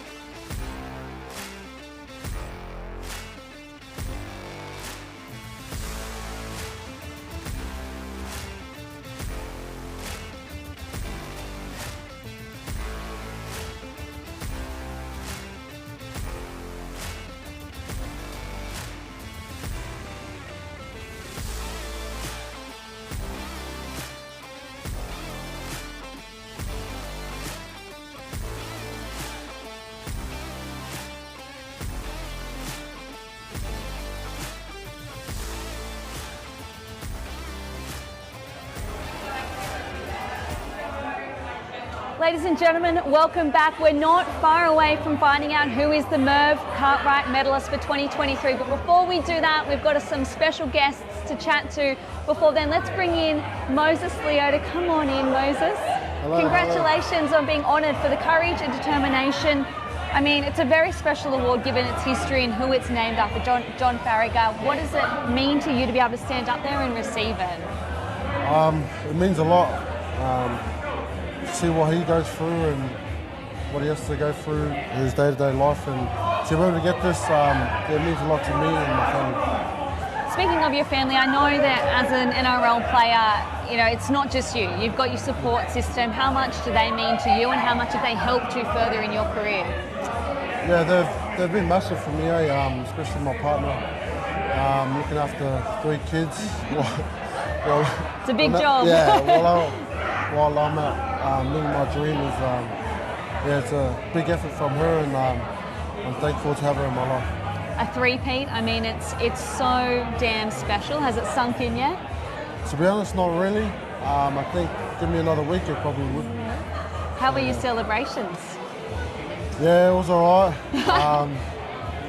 Yeah, I had a dig, but yeah, I didn't celebrate with the boys yesterday, so yeah, I had to get some sleep in somewhere. So you're nice and fresh. Yeah. Nice and fresh for the upcoming Pacific Championships. You're selected for New Zealand. Congratulations. I imagine that's a really high honour for you as well. Yeah, 100%. It's always special to get selected in that arena, and to be able to do it alongside my bash buddy Fisher Harris. Yeah, it's going to be a big one. Now, tries as a prop, they're few and far between, but you had one nominated for Try of the Year. You didn't win, but that grand final one, can you just take us through, I guess, what was going through your brain when you were backing up Nathan there? Like, take us through it. So I was only supposed to run the lead, and I sort of seen him take off, and he broke the line, and I just thought to myself, oh, I need support, and that's what I did. And yeah, credit to Nathan. He pretty much done everything, and yeah, I just had to put the board down. So, yeah. Can you believe it? Like a try scorer in a grand final, it's pretty damn cool. Yeah, it is pretty crazy. Everyone's been telling me how good it is, and hasn't really sunk in. Well, Moses, thank you so much for your time. Congratulations again on an unbelievable season, and best of luck for representing New Zealand. Thank you so much. Thank you. Thank you. All right, thank you, Moses Leota. We're going to bring in now a very special award winner, our Club Person of the Year, Henry. You would have heard a little bit about him, but we're going to learn a little bit more about his journey, how he ended up in Penrith, and what he does behind the scenes. So we'll get Henry in. He's just getting mic'd up now. Henry, come on in. G'day. Congratulations. Thank you. Club Person of the Year. Now, you were shocked, weren't you? So I was pretty shocked, yeah. For anyone who doesn't know, we were given a bit of a script, a rundown of tonight's awards winners, and it says Club Person of the Year, Nathan Cleary. Now, that was just a trick, Henry. Tell me, when did you figure out it was you? When they started talking about the documentaries, is that when it clicked? Honestly, it's actually a funny story. Yeah. So I got told a while back that a player wouldn't get that award. I think I got told in passing. So when I saw it was Nathan, I was like, that's strange. Like, I got told this thing. But obviously Nathan's done so much for the club, so I didn't think anything of it, sort of thing like that. But I relayed my suspicions to my girlfriend Chantel, and then she started giggling. And I was like, and she knew about it. And I thought to myself, whoa, have I won this? But I don't want to be like, You want to play it cool? No, honestly, I was like, that's too good to be true. Like, there's no chance in the world. And then I didn't believe it. I honestly, just had no idea. And then Cameron started talking, and then I was just like, it just hit me. I was like, oh my gosh, that's crazy. It was just mental. You touched on it up there, but you grew up in Penrith, and you're a Panthers. No, you didn't. I grew up in Wollongong. You grew up in Wollongong, but you're a Panthers fan. Yeah. How did that come about? A long story, but I just picked the Panthers as a kid, and we used to go up to Penrith for soccer games and stuff, and I used to look at the stadium and go, that's a really cool stadium, and I loved it. And I idolised the players like Michael Jennings and Michael Gordon and like the team at the time, which weren't very successful, but I just loved them. And I remember I think my 7th birthday, I high-fived one of the players, and I said I'd never wash my hand and everything. So the whole everyone's got the same story for their favourite team, and I just stuck with it. And obviously obviously it's worked out pretty well. And can you tell us all about your role, what you do at the Panthers? Yeah, so I'm one of the digital content producers, which involves photography and the video side of things. So there's a team of us as well. Like the man holding the camera right now is Jake. He's smiling there. Yeah, he's my partner in crime, and then we've got a new guy on board this year called Dom. We have a really remarkable team who work really hard to put together like videos and photos and everything for Instagram, but also deeper than that, like videos for the players and the coaches to, I guess, motivate them for each finals game and things like that. So it's not just what you see online, it's also stuff for the team and behind the scenes and things like that. Interacting with, you know, some of the biggest names in the game and making these documentaries, is it fair to say you're living your dream? Absolutely, yeah. It's more than a dream. It's just unbelievable that this would happen. Like, if I call it a dream, yeah, it's unbelievable. Well, you're due for your own Mad Monday, eh? Congratulations, Henry. Thank you so much. Really appreciate enjoy it. the rest of your night. Thank you. Thank you, everyone. Thank you, Henry. Thanks to my sister. My brother. Got to remember to thank the family. We're going to finish up tonight with another very special guest. He's the Members Player of the Year, very popular. Come on in, Dylan Edwards. Thank you. Congratulations. How are you enjoying your night? Yeah, it's really good. Nice new building. And, it's nice, isn't it? Good to see all the boys again. I haven't seen about 4 hours ago. How were the celebrations, by the way? Yeah, very good. Yeah? We had a good couple of days, good night, good day. Members Player of the Year, pretty special award to be voted by, you know, without the members, without the fans, the club isn't what it is, right? So how special is that for you? Yeah, it's awesome. I think you just see the amount of support we get week in, week out. They pack Bluebird out or wherever we travel, basically. We always get a great support and great fan base. And we're a community team, so to get it voted by the members and fans, it's a special. Three-peat, is that beyond your wildest dreams? Has it, you know, sunk in yet? Yeah, it hasn't really sunk in yet. Still enjoying it at the moment. So the next few weeks / months, hopefully it does. Aside from the premiership, is there any highlights that stick out to you from this season?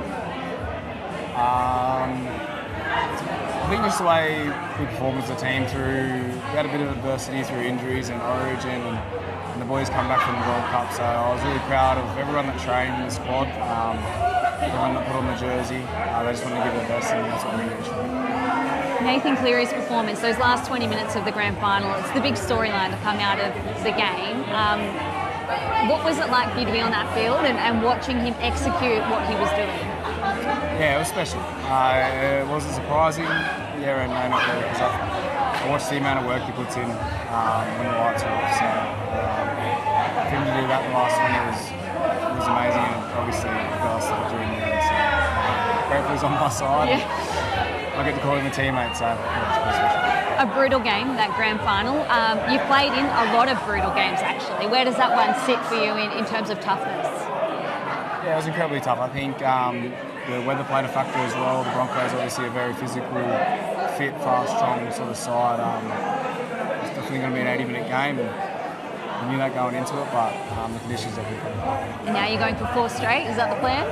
It's always the plan. I think you never get tired of this sort of success, so we'll see how it all goes, but it's definitely Well, thank you for your time, Dylan. Congratulations on an outstanding season and being named Members Player of the Year. I'll let you head back inside and enjoy the rest of your night.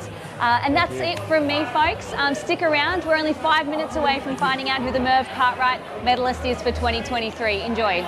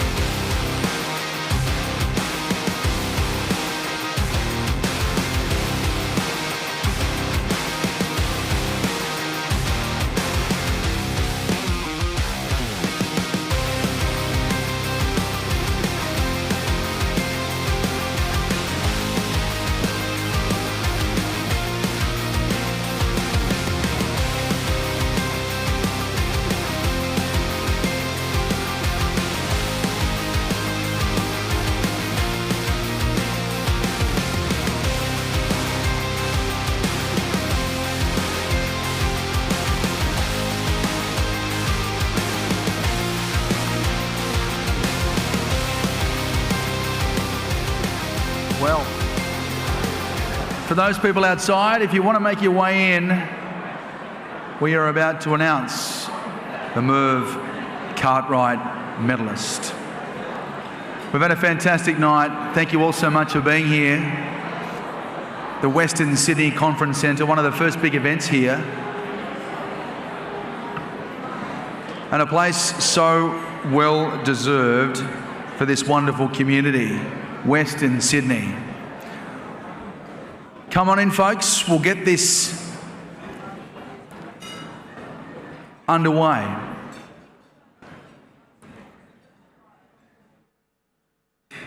It's now that time of the night where we present the Merv Cartwright Medal, recognising the Panthers Player of the Year. Some very prestigious past winners of this very special award, and we're about to crown another one tonight. And this, the third premiership in a row for this amazing club, the Penrith Panthers.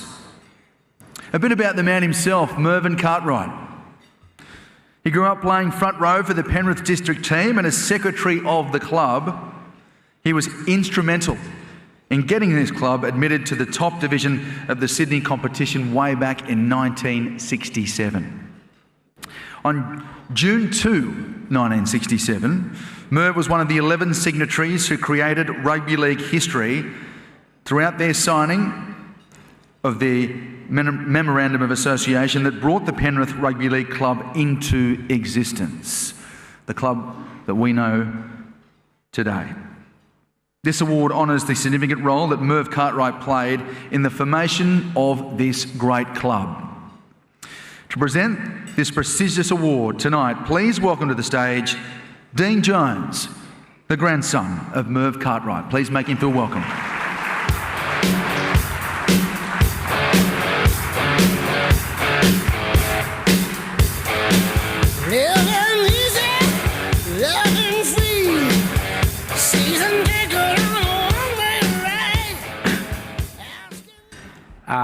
First and foremost, just want to thank Brian Fletcher, Peter Graham and the board for honouring our family's name in this award. I know Peter Graham, my mum thinks so highly of you, and to our family this means so much, so thank you. Secondly, I want to congratulate all the award winners here tonight, and obviously the Panthers first grade for their third consecutive win. As a fan, you've obviously done our community proud, so I just want to thank you guys how much it means to us. I won't speak too much longer, but I will say my pop, he didn't have too many characteristics if you were to play in his footy team, but these three were a must. You weren't to have an earring, you weren't to have a shoot haircut, and you weren't to be a cat.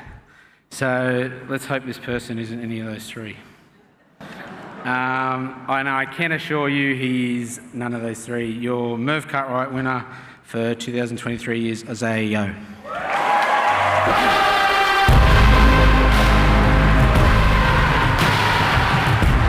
Isaiah Yeo, what a player. Oh yeah. What a special player. Such a great teammate. These are the players everyone loves to play with because they never let you down, they're always there, and he'd do anything for his teammates. The workhorse, Isaiah Yeo. The respect of, I think, everyone in the competition. One of the best players in our game. So much of their attacking football goes through their lock forward who plays like a big halfback. He is, in my opinion, the best player in the game at the moment. He gets through a mountain of work. And Isaiah Yeo is a big reason they have those premierships.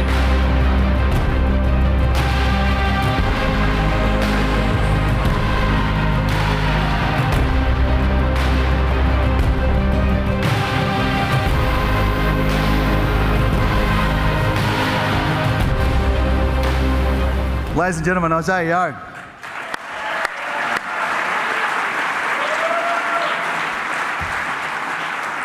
Congratulations, Isaiah. What a year. 3 in a row. What does it mean to you? What does it mean to this club? Yeah, it means an awful lot. It's all I've known since I left high school. I moved down here as a 17-year-old. Thank God for football, because I didn't know what I wanted to do other than that. So I've really ridden the roller coaster. A lot of the boys have come in and had success from the jump. That wasn't so much the case with 2015. We were fighting for the wooden spoon last game. I think we beat Newcastle to avoid it. That was also Ivan's start of his little break from the club until he came back. But yeah, look, you never take it for granted. These have been really special these last few years, and very much enjoying it. Yeah, amazing stuff. Hey, 3 in a row, 4 grand finals. Where does this one sit, this last one? Where does it sit compared to the others? Yeah, definitely right up there. It's probably the way it happened, it's probably a lot more exciting. I'd definitely prefer it to be like the year before, where we were in total control for felt like the whole 80 minutes, whereas this one, that was never the case. It was, particularly, I didn't know what was going on, so when our run started, I was in there getting a head check, and I was just hoping that all that cheering wasn't Broncos scoring again. Thank God it wasn't. I came out and it was the Nathan Cleary show, so thank God for that. But yeah, look, it was outstanding. Just the sort of how it all happened, it was just summed up our season. It just summed up our group so much. They were just always in the fight, how courageous we are, and yeah, it hasn't been done before in the NRL era, and that's pretty special. Round of applause. Yeah. Yeah, the first 20 minutes of that second half, I mean, you were off, Sorrow was off, Romy was off. Fans were looking at each other going, how are they going to turn this around? Where was the belief? What were you saying to each other in those moments?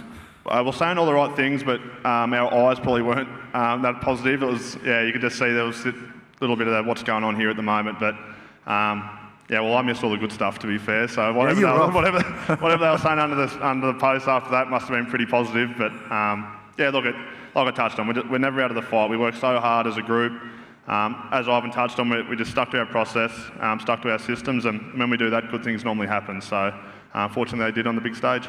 So good. You're a Merv Cartwright medalist. What does that award mean to you? It's one of the highest accolades, right? Yeah, it certainly is. It's I've been fortunate enough. I came through the grades with Bryce Cartwright. I've been to a lot of prezos now since I think this is my 10th year in grade. So I guess each year you sort of get to learn about Merv and how much he meant to this club, and how much he put into this club to make it what it is now. And yeah, to be standing here at the end of the year, particularly after a season like that where we've just won a comp, and yeah, obviously thank you to Ivan and the coaching staff for giving me this award. But it's bloody special. It's be something maybe not what I sort of understand now, but certainly when I'm finished my career, it'll be something I look back on very fondly. And I'm sure I'll brag to my 2 kids at the moment when I'm a bit older. But yeah, just enjoying the moment. So good. You were born in Dubbo. I was too. 2 Dubbo boys standing up here today. What does that mean for that community, your family back there in Dubbo?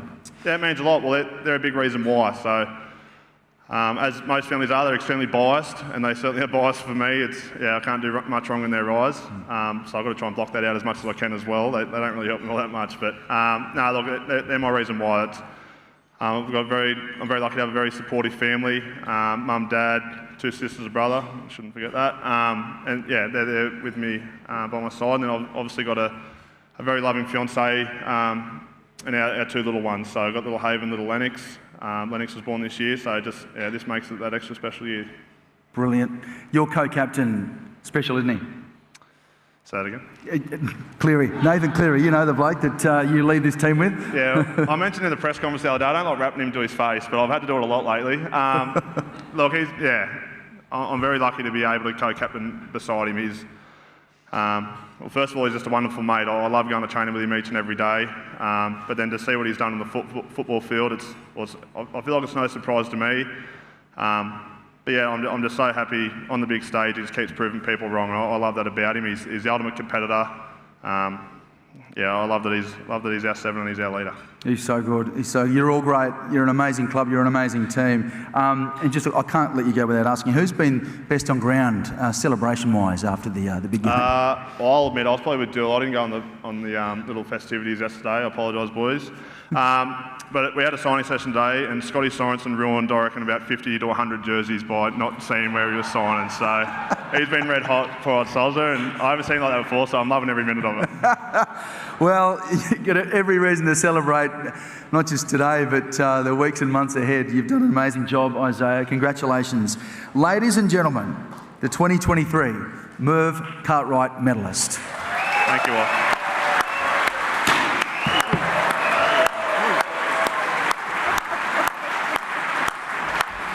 Thank you, mate.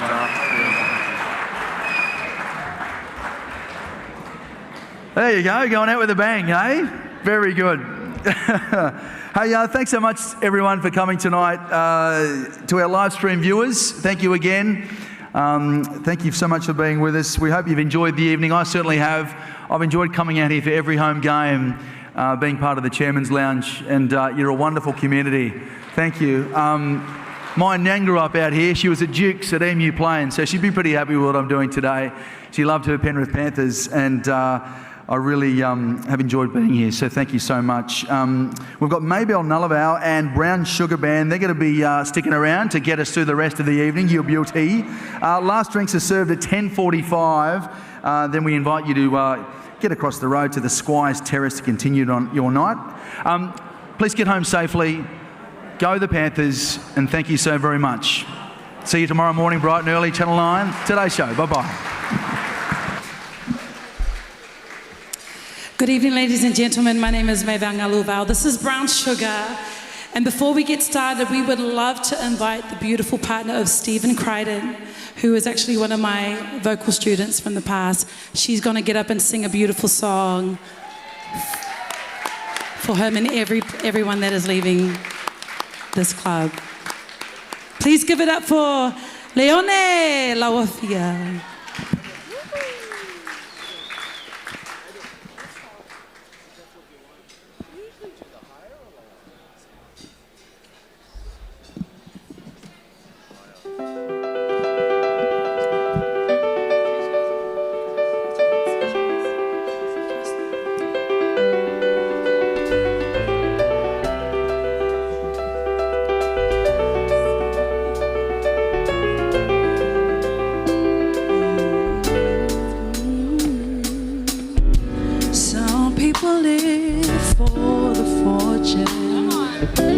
Some people live just for the fame. Some people live for power. Some people live just to play the game. Some people think that the physical things define what's within, and I've been before. But that life's so full of superficial. Some people want it all, but I don't want nothing at all. If it ain't you, baby, if I ain't got you, baby. Some people want diamond rings, some just want everything, but everything means nothing if I ain't got you. Some people search for a fountain, promises forever young. Some people need 3,000 roses, and that's the only way to prove your love him. Hand me the world on a silver platter, and what good would it be if no one to share and no one who truly cares for me? Some people want it all, but I don't want nothing at all. If it ain't you, baby, if I ain't got you, baby. Some people want diamond rings, some just want everything. Everything means nothing. Please get up for I ain't got you.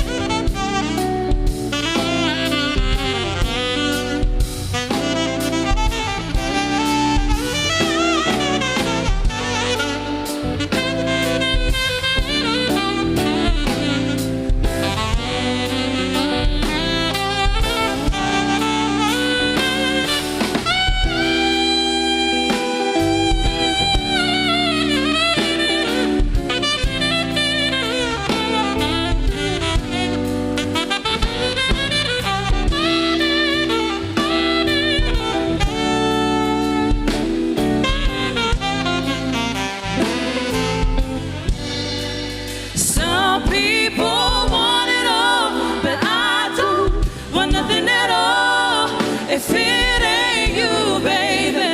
If I ain't got you, baby. Some people want diamond rings, some just want everything. Everything means nothing if I ain't got you. Some people want it all that I don't want nothing at all. If it ain't you, baby. If I ain't got you, baby. Some people want diamond rings, some just want everything. Everything means nothing if I ain't got you.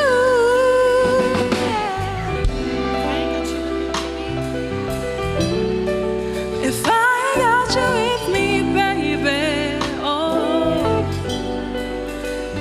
this whole wide world don't mean a thing if I ain't got you with me, baby. Please give it up for